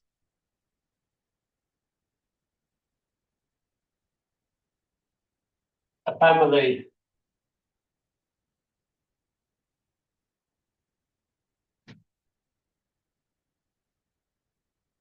so there exists an alpha length sequence satisfying an important property, which is the whole alpha length sequence has been built up according to this rule. So for any beta less than alpha, if we consider this alpha length sequence restricted to a beta sequence, so just the initial segment of it, that's always related to x beta. So we're saying we've got this rule for always being able to extend a sequence shorter than alpha further. Then there exists a way of extending that transfinitely to the whole of alpha that indeed satisfies that relation all the way. But this is an important principle, so I'm going to call this red star. This is what we're trying to satisfy here. Property. Okay. Now the only slight issue with this principle is it's hard to find straightforward to explain examples of uses of this principle. So I'm aware of some applications of it in stochastic analysis, but stochastic analysis is not an easy subject to explain short lecture. So I'm not going to give any examples of this principle in action, but we're going to understand it by appreciating its relationship to AC and DC and seeing that, well, so firstly, the relationship with DC not quite got the same formulation, but dependent choice, as we formulated it there, which is constructing an omega sequence, is equivalent to transfinite dependent choice, unsurprisingly, at omega, because we're constructing an omega sequence at the end. It needs a little bit of manipulation to go between the two, but still I'm going to leave that as an exercise, because it's very straightforward when you think about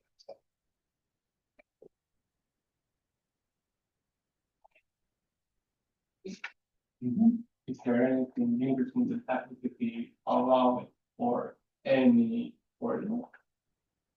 So here, yeah, if we say DC for DC alpha for every alpha element for. Yes, good question. Can I put this on hold?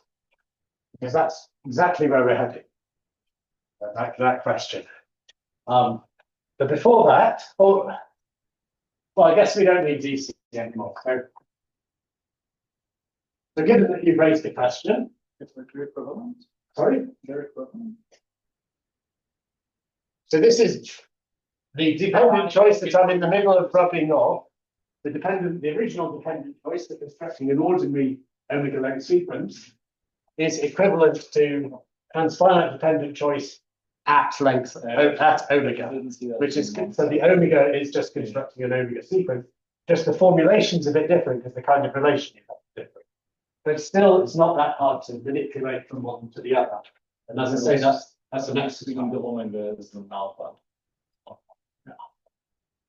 But where we're heading is to a theorem of Levy from 1964. I won't write his name down. That's in the notes when they're to be published, which they're not yet.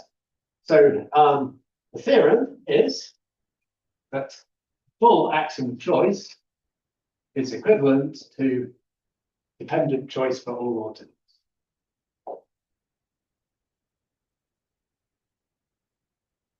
Okay. So we can view the original countable dependent choice as part of a stratification of the estimate choice. So is this answering your question? Yeah. So that's the main theorem of this hour lecture. But before that, I just want to make two other remarks. Another proposition, and let's just call them props, so I don't need to write too much, is that if alpha is less than or equal to beta, then then DC of beta implies DC of alpha. So this is easier than the previous one, but still you need to do a little bit of manipulation. Bracket this. So this is not surprising. If we've got a dependent choice principle that allows us to construct longer sequences, then it's more powerful than the dependent choice principle that allows us to construct smaller sequences.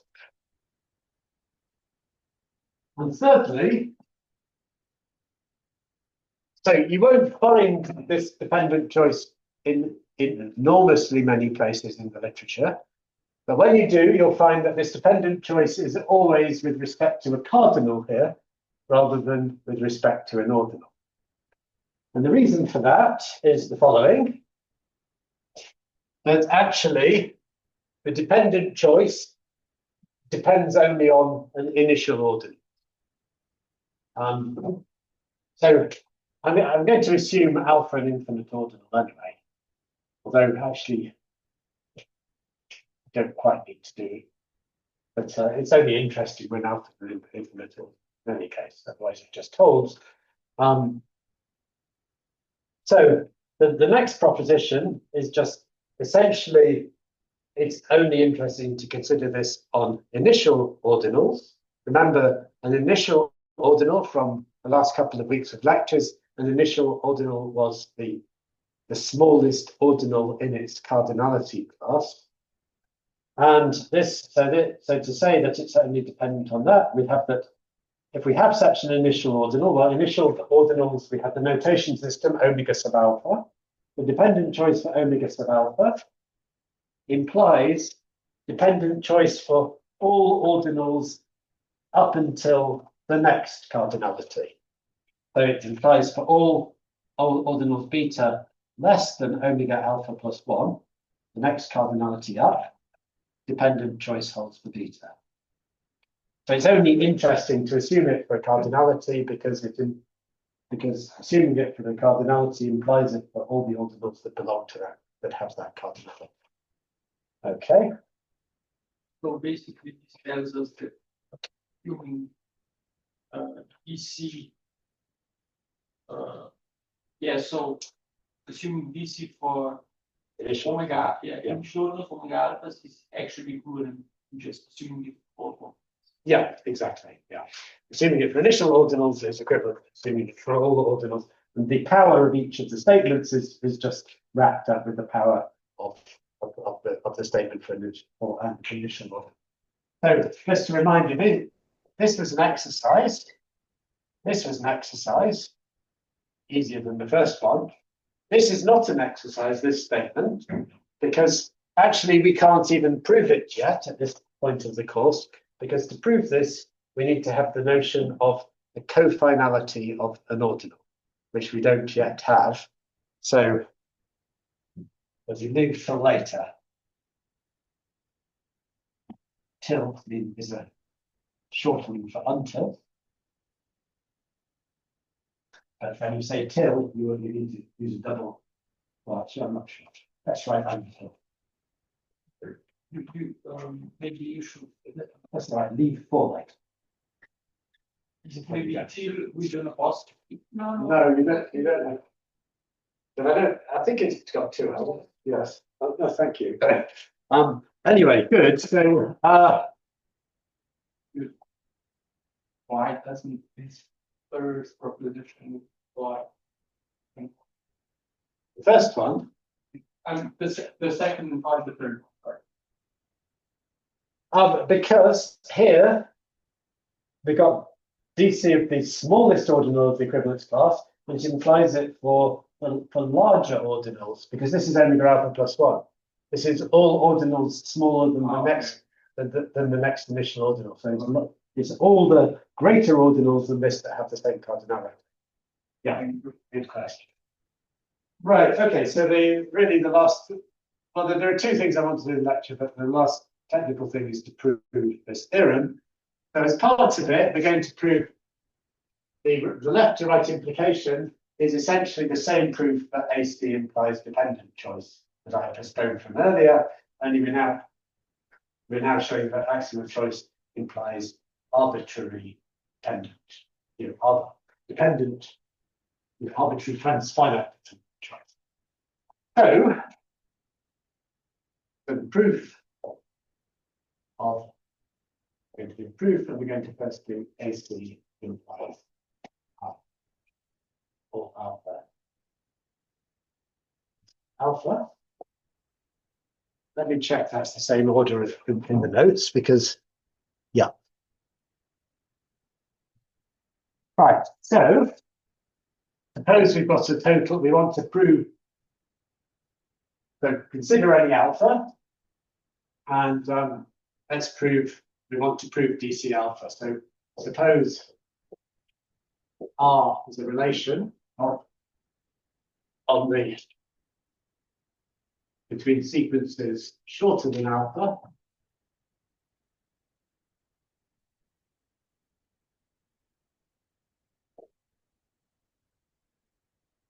and X is total. And we want to construct a transfinite sequence. We want to construct an alpha length sequence.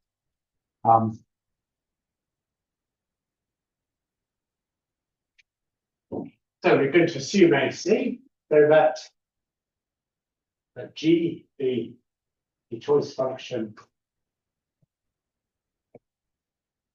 for our set X. We always do. And we simply define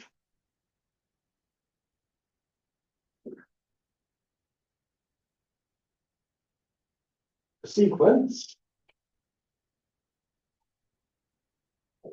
of length alpha of X elements by transfinite recursion.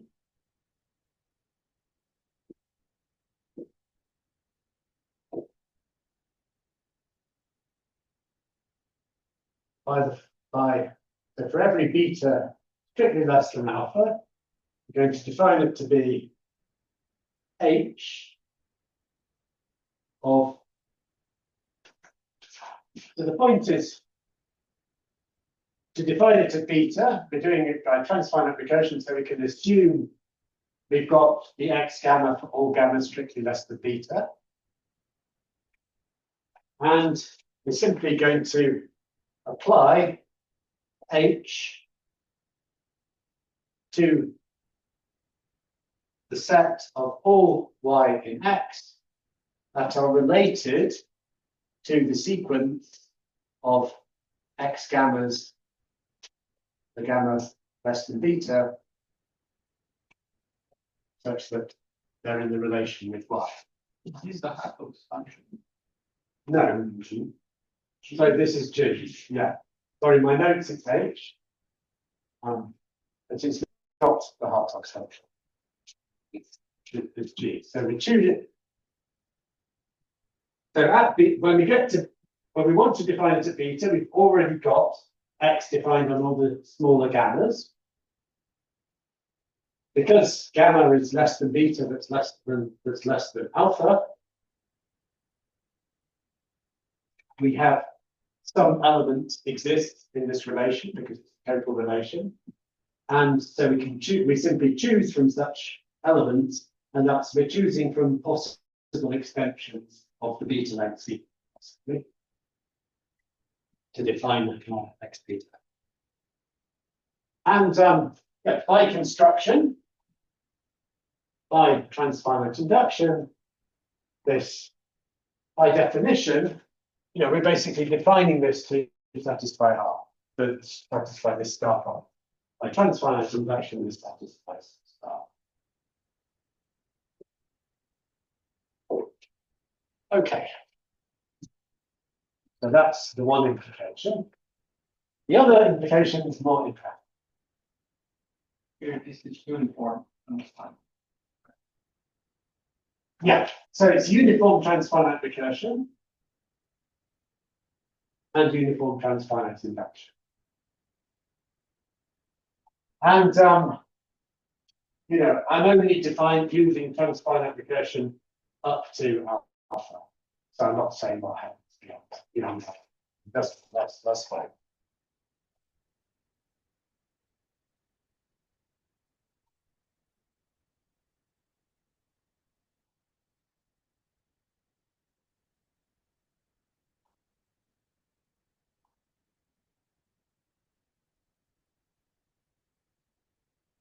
So the other direction, so we want to show that AC is implied by for all alpha DC alpha.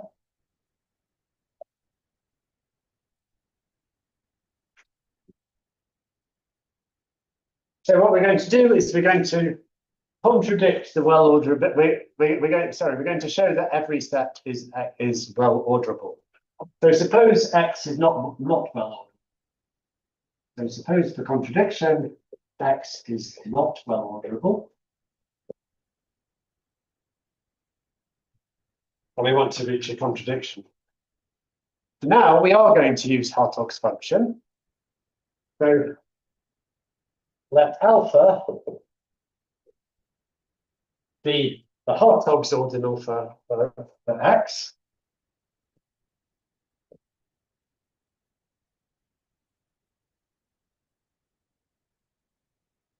And namely the smallest alpha that we can't embed that ordinal into the set X.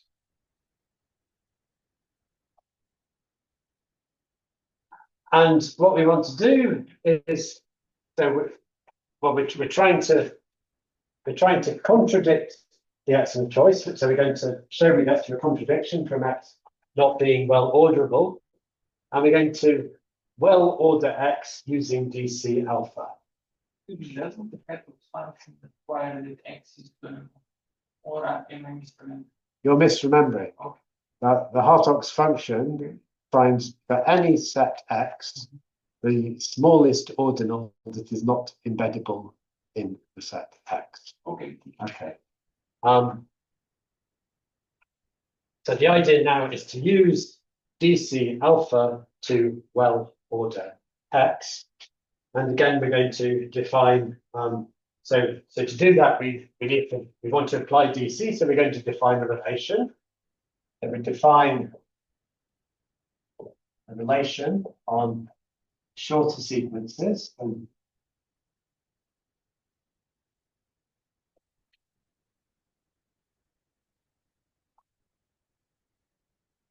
we're going to relate, so we want to say how we relate some beta length sequence.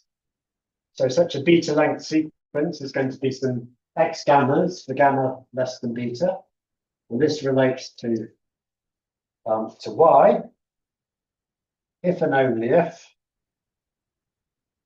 Y belongs to X with all the Y gammas for gamma less than beta removed.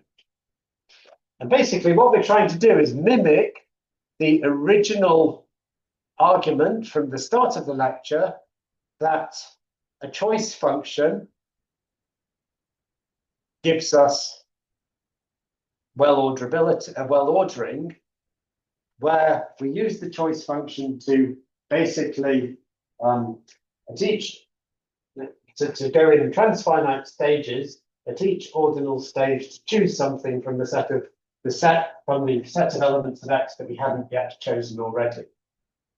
So now we're doing the same thing without a choice function, but we're using the dependent choice to do it by defining a relation that says whatever we've got in the sequence so far, according to the relation, you can extend that sequence with anything that's not in the sequence you've already got.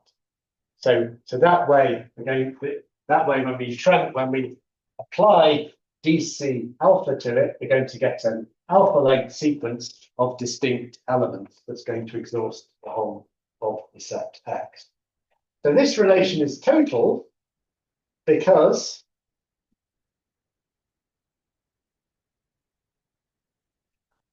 so R is total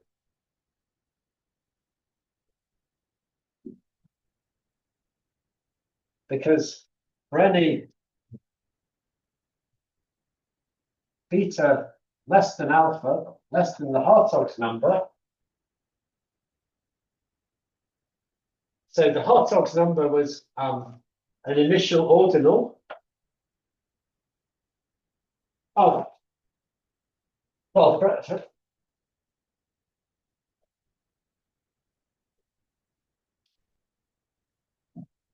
Well, because if you consider the function of the x's from beta to x, this can't be surjective because x is not well orderable. If it was surjective, if this was surjective, then because this is well orderable, this would also be well orderable. So because x not well orderable, so this is not surjective, and hence that means that oh, sorry, this should have been x gathers here.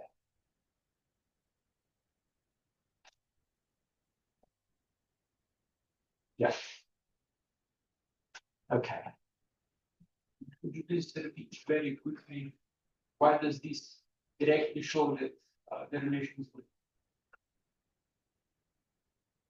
Right, so for any b in alpha, we don't have a surjective mapping to x. So this is not, this function is not, I mean, this family is the image of this function. So it wasn't surjective, so it's not the whole of x, so there's something left over. So there exists some elements left over. So there exists some y in this role. we are really defining relation for the elements that are not element. That's correct. Sorry? So we are defining a relation for the elements that are not well orderable already. Is that the correct way to speak? No, the set x is not well orderable. It doesn't make sense to talk about the elements not being well orderable. But basically, there's something in what you say because the sequence we've constructed already, we can think of as that sequence, we've kind of put these elements in a well ordering. Although there's at the moment nothing to stop this sequence consisting sometimes of repeats of the same elements.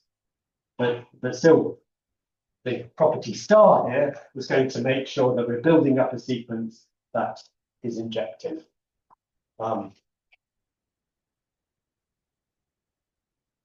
So now we apply DC. So by DC alpha, there exists a sequence of x betas, a beta less than alpha, satisfying star.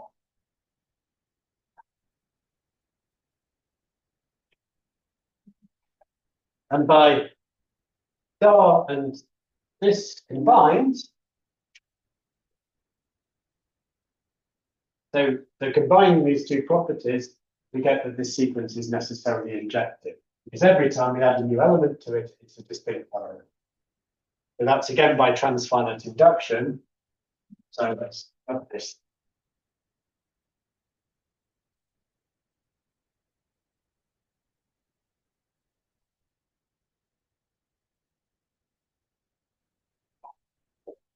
So by transfinite induction, star and star star together imply that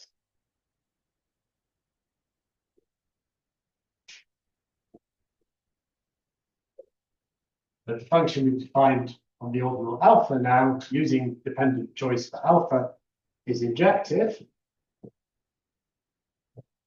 But this contradicts the Hartog's definition of the Hartog's ordinal, because the Hartog's ordinal is the smallest ordinal for which no injective function exists.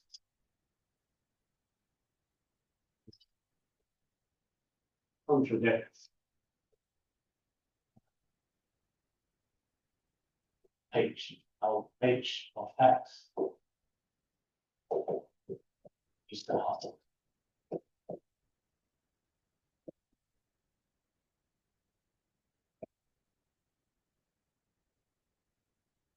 Okay, it's a bit technical, but we have to do some slightly tougher things in this course. So this is one of the tasters of some slightly tougher things. Right, so I just want to do one more thing, but I'm not going to prove it. And we've got this nice stratification of the axiom of choice. How does it relate to other equivalents of the axiom of choice? And in fact, one of the nice things about transfinite dependent choice is that there's an equivalent statement which is a bounded version of Zorn's lemma.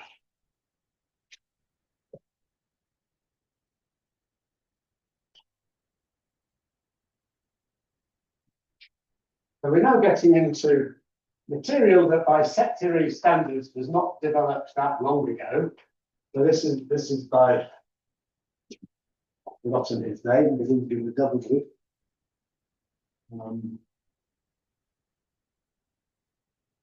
Wolf. 1983. And the bounded version of Zorn's lemma, suppose P is a partial order satisfying. So for Zorn's lemma, we had every chain has an upper bound. But for the bounded one, we just need to require that every well-ordered chain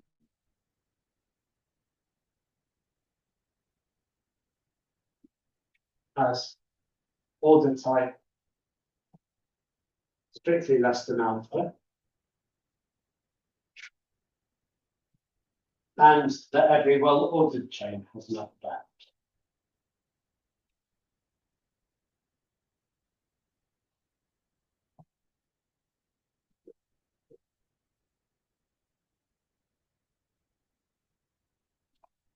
Then P has a maximum of.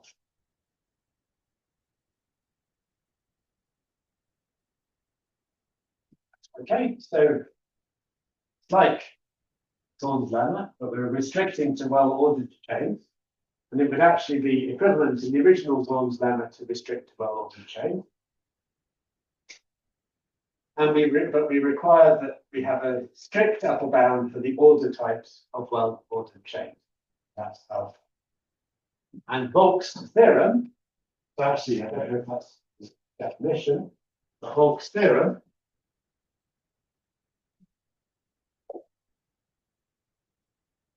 but this is 1983, is that for a limit ordinal lambda, actually he only proved it for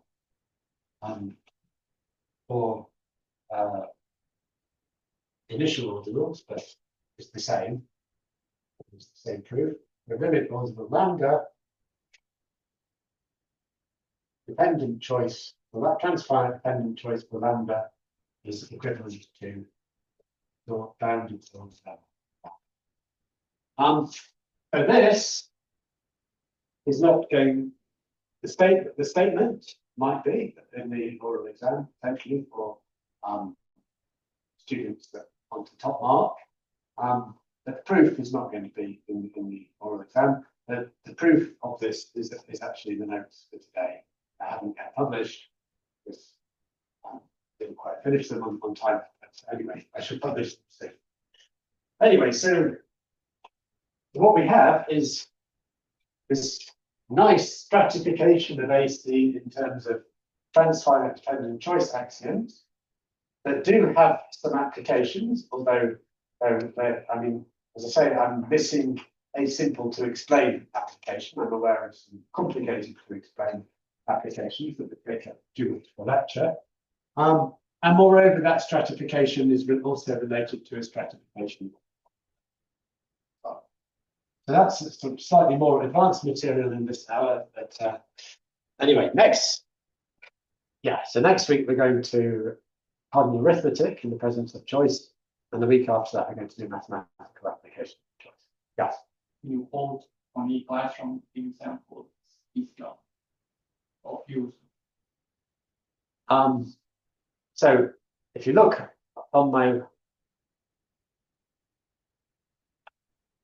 So it's not, you won't find it written in exactly this form, but there's some applications of this are something called the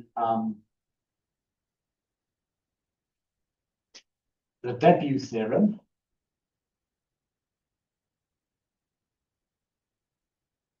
In the general theory of processes in stochastic analysis.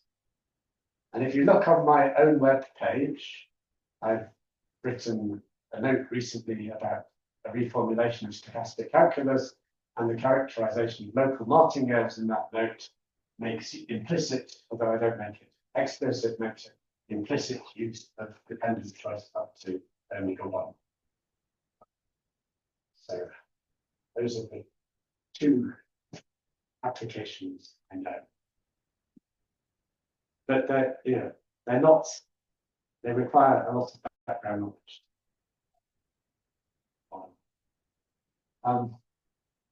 But anyway, if you try to find out about the Debye theorem of stochastic analysis, it's proved by transfinite induction.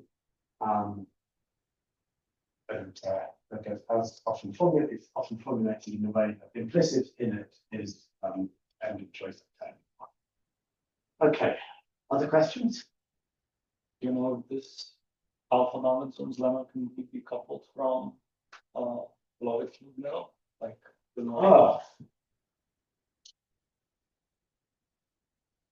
because as far as I know, dependent choice by itself already implies the log.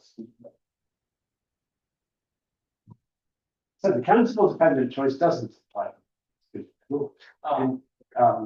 constructively, and it's valid in cases like effective topos, for example. It's a very good question. So I don't know. So it is. So just like as you said, Zorn's lemma constructively does not imply the axiom of choice, and is consistent with the failure of the law of excluded middle is true in lots of models. So it is possible that there is some stratification like this is constructively accepted. That would be very interesting. A good question. Yeah, possibly. The third proposition that you're on for. Yeah, the one that I said was to do with that requires the notion of cofinality. Yes, but isn't it that for all of those elements, they have the same cardinality, so they're in bijection, and we have, like, for the first element of that cardinality, we have BC. So can't we use that bijection of the cardinalities to get to get that relation on every element? No, you can't, because if you use a bijection given according to the cardinality, it messes up the order theoretic structure. So all the dependency involved, because you're always trying to build a sequence that respects the relation, and you just lose all the dependence. Mess around with that. So what you have to do is you have to go up to higher ordinals using the construction principle for lower ordinals by knowing that for each stage in the process it's sufficient to do a limit over lower ordinals. And it requires a bit of encoding there, and as I said, this notion of finality. So maybe we should wait until because we're going to do this in like 2 or 3 weeks' time. So we'll get the notion of cofinality at the end next week, but we'll deal with it properly in 3 weeks' time. Okay. Other questions? Good. Well, because of the 10-minute break, we are finishing 5 minutes there. Really good. Have a nice week and see you next week.